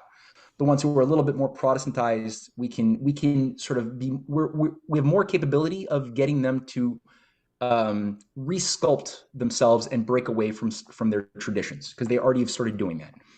And then the problem is you got these like Orthodox Eastern European, Russian Jews. They're more inflexible. They're not inclined to adapt to the sorts of changes we know we need to bring into being. And you could tell they despise these bad Jews so much, but they're like, we should find a way to deal with them by maybe figuring out a way to like get them all into a very controlled environment. That's a very hostile environment. Wow. And they're looking at Angola, they're looking at some zones in Africa, but they settle, obviously the goal was always to get them into the old crusader zone of the Holy Land, right in the middle of like a zone that would be very easy to destabilize, which is exactly what they do. So the British are going around at the same time promoting the worst, most cultish forms of the Muslim Brotherhood through the British Mandate of Palestine that are at the same time as they're promoting this other brand of political Zionism around the Jabotinsky flavor, which they're then playing against each other. And you got a lot of good Jews who are just being played with and sacrificed. They don't know what's going on. Just like you have a lot of good Arabs and Muslims who are being sacrificed, and they're being toyed with on the great game with these synthetic ideologies. And yet the people like Kalergi is sounding like he's like this bleeding heart, lover of Jews, and all of these people are doing the same thing. And no, they don't care. They hate these people. Like they hate the black people. They hate the white people too, who are not like of the higher castes, but they really are racist and really hate these other ethnicities. So yeah, what you're saying about Buffett's kid, not a surprise. Yeah. It, Well, that's what wokeism is, right? It's yeah. racism just inverted, and I mean, people can hear it too. They hear this woke speak, and it sounds like identical to what an outright racist would say. Like, oh, we got to keep the racists separate, and all kinds of like bullshit, right? Because that's what Yeah. it is, just reinvented. And that's funny too about that the anti-Semitism is like their ultimate shield, where they're like that's when you've really ruffled some feathers. They start with your what's the word? You're sexist or chauvinistic. Oh, then you Mm-hmm. go up to like homophobic, transphobic, racist. But anti-Semitic, if you get called anti-Semitic, you're you're on the right You're done. track to some. You gotten under somebody's skin, because they use that as a total shield.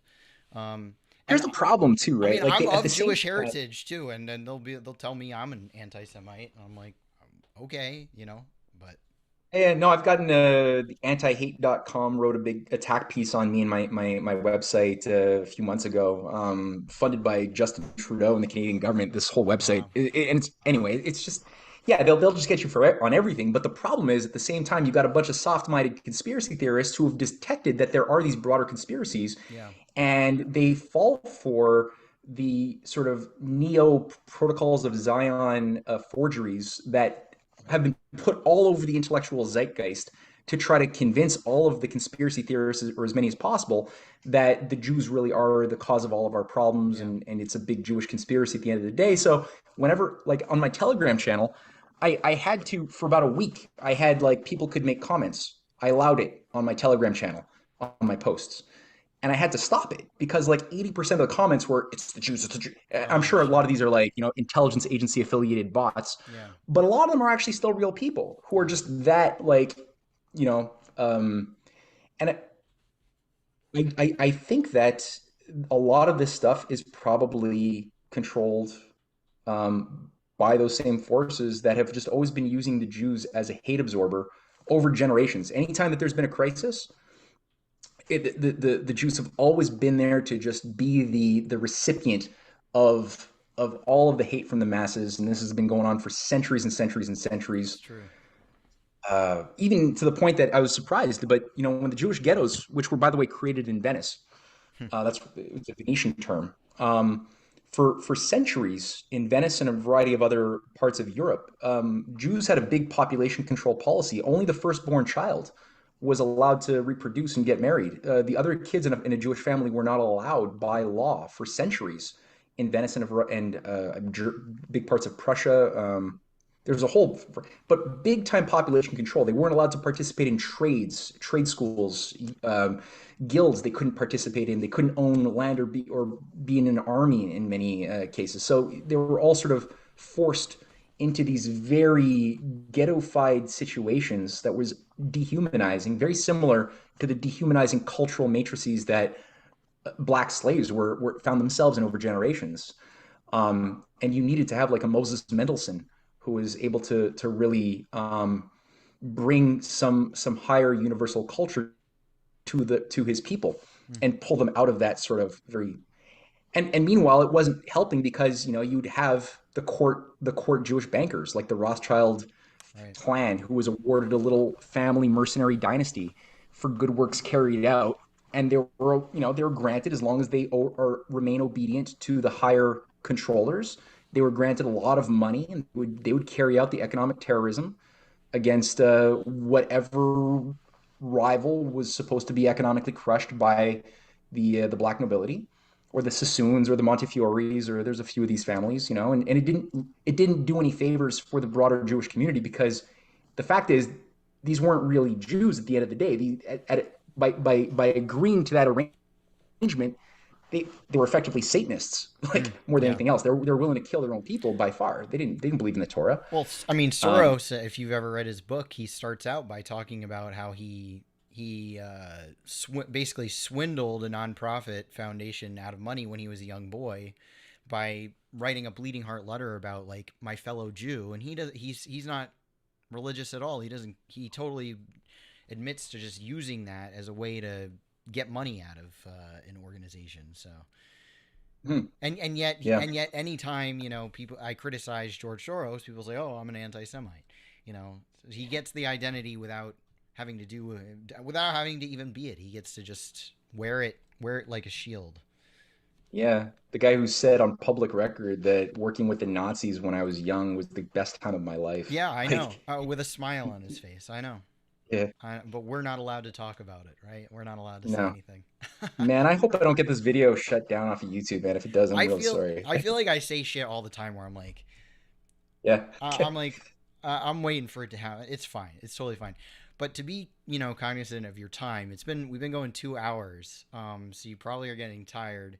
Uh, should we call it a night? Do you want to if people have a few questions they want to throw out, or? If there's any questions that people are have pressing, I feed off this stuff. I mean, this is good soul food for me. So, you know, Well, if go for anyone it. has questions, throw them in the chat now. Alex can put them on the screen. In the meantime, don't forget to like and subscribe to the channel.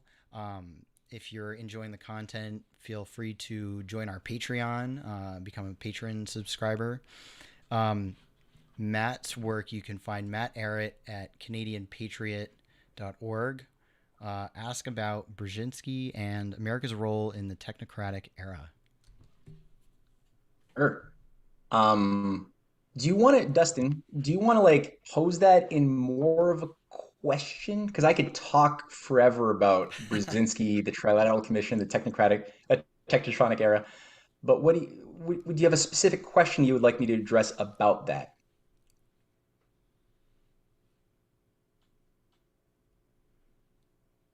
It Okay. might Well, it might take a minute for the chat to catch it up. might take a minute. Yeah, people can only write so fast. America's role in this. Okay, well, so for those who don't know, I'm sure a lot of people do know, but Zbigniew wrote a book called America and the Between Two Ages, America and the Technotronic Era.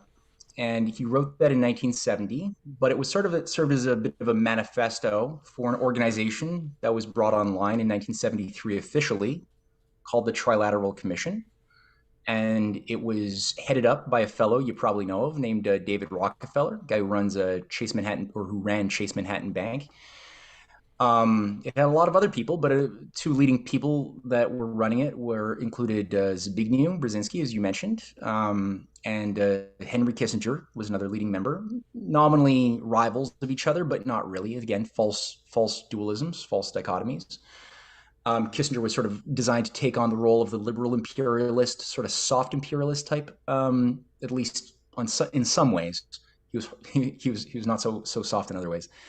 Whereas Zbigniew was the guy who, under especially Carter, brought in the Team B, the more neocon groupings around Donald Rumsfeld. Actually, first, this was actually under Gerald Ford. But this is where Zbigniew and his Team B group of the former Trotskyite, now neocons, were all brought in. Cheney, Rumsfeld, Wolfowitz was a leading member of Team B, Paul Nitz as well, which was sort of a civilian think tank agency that was designed to run a coup and purge the U.S. intelligence of any residues of common sense patriots who at the time had a very level-headed, rational way of analyzing what the Soviet ambitions were all about. In that these were groupings who honestly assessed that the Soviet Union didn't want to become a one-world unipolar hegemon. They didn't want to use their nuclear weapons. That was all very true. They wanted to find points of economic collaboration with the West. So these were the groupings who were pushing things like the Apollo-Soyuz space cooperation in 1976. That had to be stopped. The danger of what the Apollo-Soyuz meant as far as breaking humanity free of the mutually assured destruction program of the Cold War was too much of a threat to the oligarchy. So Team the neocon, former Trotsky neocons, sort of the new right, were the tools used to batter that out. And their view was that, no, we know better. We know the Soviet Union does want to use nuclear weapons. They do want hegemony. They just are trying to trick us by acting friendly, but they really want to destroy us, and they will, unless we engage in certain things that will destroy them first. Like, Zbigniew and this grouping gave rise to things like the flexible response nuclear doctrine, which Obama and now Biden have really revived. The idea of allowing for the use of nuclear warheads, even in the context of an enemy that doesn't have them or will necessarily use them. Flexible response allows for collateral damage to be acceptable, like, let's say, a big chunk of Europe to be wiped out in the context of a nuclear exchange with your rival. So this emerged out of that. The idea of funding radical madrasas under Operation Cyclone, that would then create a problem in Afghanistan where a pro-Soviet government would be dethroned, and in Russia's soft underbelly, which would then provoke Russia to try to restore stability and be stuck in an unwinnable quagmire. That was what Zbigniew brought in. So the idea of between the Technotronic era, America between two ages, is, I think, a bit of a euphemism in some ways for this fourth industrial revolution, end of history age, which Zbigniew talks about in the book, an age of total surveillance, total control, right? The destruction of all free will of all citizens under a managerial class, and the former industrial age that has to be destroyed. The idea of industrial productivity, industrial capitalism, we have to destroy that. And America is currently between these two ages. And his job is to be the transition, the disciple, the change agent that would usher in the transition. So, yeah, that's how I would frame Zbignew's role. And, I've said on Twitter that I'm pro-industrial capitalist, anti-financial capitalist. And I think it pissed off a lot of my socialist followers on Twitter. They think all capitalism's bad, but I mean, I think we need to leverage what's good about it, right? Transition it into a better economic mode. Yeah, I mean, it's like I think it was Stalin who said, like, there's two types of capitalists. We can work with the industrial capitalists, and the feudal capitalists we can't work with. Yeah. So he was very clear at defining, like, the difference between, let's say, an Arm and Hammer type of feudal, speculative, proto-Soros capitalist of the 1920s that just made money looting Russia in the 1920s, who got kicked out with Trotsky, by the way, versus Franklin Roosevelt and his network of pro-development, capitalists who wanted to help Russia develop their industrial base and beyond. Yeah, So yeah, you have to be nuanced. You have to have a sensitivity to nuance. for sure. Gribble's got Yeah. a. It sounds like this could be another a long answer too. Can you discuss the Atlantic Council briefly? We'll just do this last Uh, question and then call it a night. Or if okay. you want to call it a night, maybe Well, we'll if save there's it for good next questions, time. I love good questions. So if people are yeah, You sure, guys, you I guys can keep do. asking about these big topics, right? We could like go all night. I'll be quick. The Atlantic Council. All I'll say about that is it was a think tank affiliated with NATO, set up in 1961 to advance the sorts of objectives that NATO was set out to advance, which was, usher in cybernetics as a new form of management of the great game, the idea of systems analysis, probability theory, and in forms of economic analysis that we had seen, or military analysis that we'd seen come out of the Rand Corporation, which all basically said, no, human thinking should not play a role in planning either economics or military warfare. Instead, it should be statistical computer modeling, building scenarios that are all based on mathematical probability theory. So that it increasingly, Atlantic Council became a platform to produce white papers, reports that were the product of these types of assessments that would then ideally become policy in NATO. And NATO was set up not in 1949, but rather in 1947 by a grouping of Rhodes Scholars, centered ironically in Canada, to break away from the UN Security Council, which gave a little bit too much power to Russia and China to veto military activities that the West wanted to do that would hurt a lot of people. So NATO was created as a substitute or as a way to get around that. I don't know if that helps. Yeah, computer models, right? That's what Yeah. Club of Rome, limits to growth. It's all computer models. They're gonna Oh, tell us the future, right? I yeah. also they have a big book of like random numbers too. Have you ever heard of this? It's just a book of random digits. No, I haven't. Why do they do this? So I guess it's like if for some reason they need to come up because the human mind can't actually create random digits the way a computer can, so they wanted to create this reference. So if they needed to digits to input, I don't know, to scramble scramble the enemies or Oh, just like pure randomized algorithms or something. right, right. Yeah. Right. Makes sense, I guess, that they would do that. I saw that there was a question before on the Macy Foundation, and that's a good question in cybernetics because cybernetics was the science of control that was created by Norbert Wiener in 1943 when he was working on radar.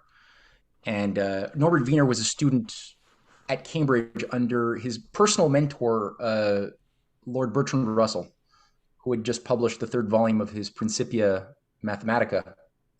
Now, in Bertrand Russell, and he co-wrote this with Alfred North Whitehead, and Bertrand Russell laid out within this very heavy manual or 3 volume manual a way of trying to codify the entire universe around a limited set of axioms and postulates. So basically saying with a limited finite amount of sets of assumptions, you could construct an entire theorem lattice explaining everything that has ever been or ever will be in purely logical and thus mathematical symbolic terms.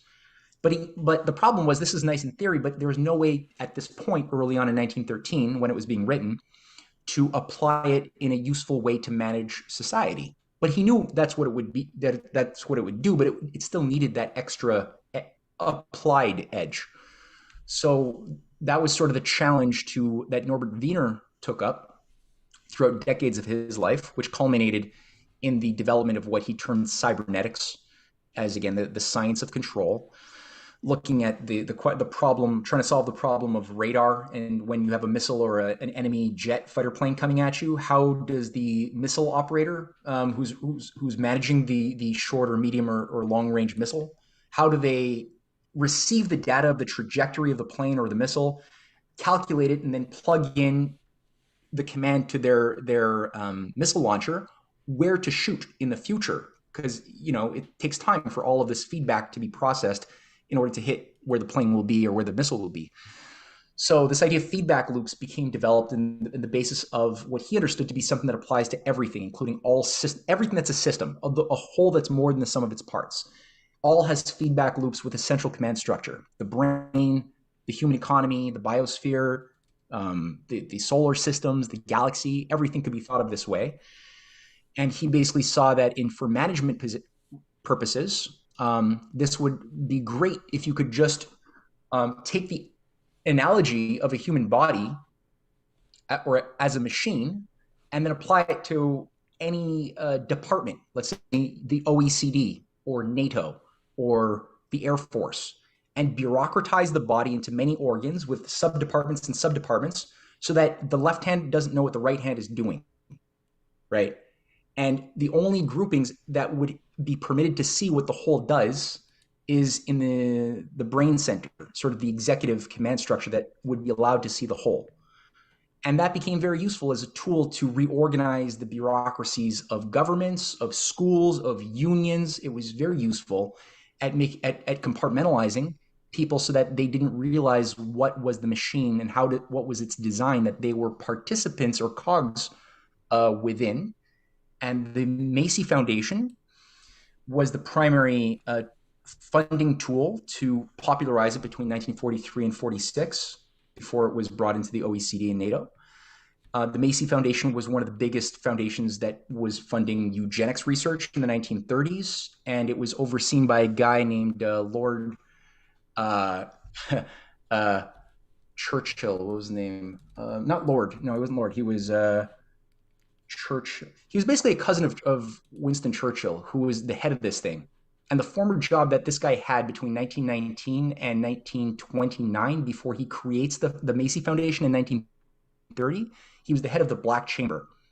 And the Black Chamber was sort of the the unofficial intelligence arm of the U.S. military that became the NSC. Sorry, the NSA, which was part of what merged into British intelligence to create the Five Eyes. So yeah, this thing was nasty, and it remains nasty to this day, as far as I could tell. Marlborough Churchill, that's his name. Marlborough Churchill. Sorry. All right, maybe one more question. I'm getting one more, and then we'll call it quits. All right. Yeah. Yeah. All right. Do I think the green is possible we'll that the entire we'll have to have you back on, Matt. Yeah, anytime, man. This is fun. Do you think that it's possible that the entire green agenda was designed to destroy Russia's hydrocarbon-based economy? The agenda was started about 30 years ago when RF was what? I don't see the rest of that. Let me see if I can find it. When RF was getting established. What's RF mean? Oh, Russian Federation. Yeah. Yeah. I mean, it was designed to destroy everything industrial, including Russia. Yeah. Yeah, I guess that's a good spot to end it. Awesome. Well, it's been so much fun talking to you.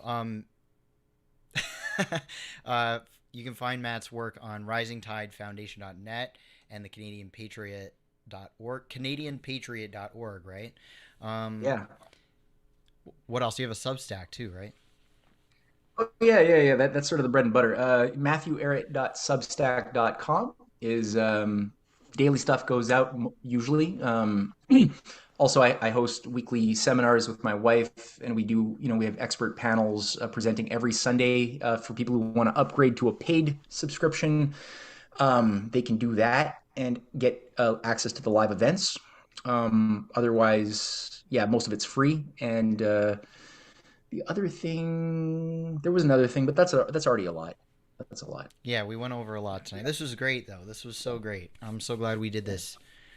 All right, guys. Well, thanks for watching, and have an excellent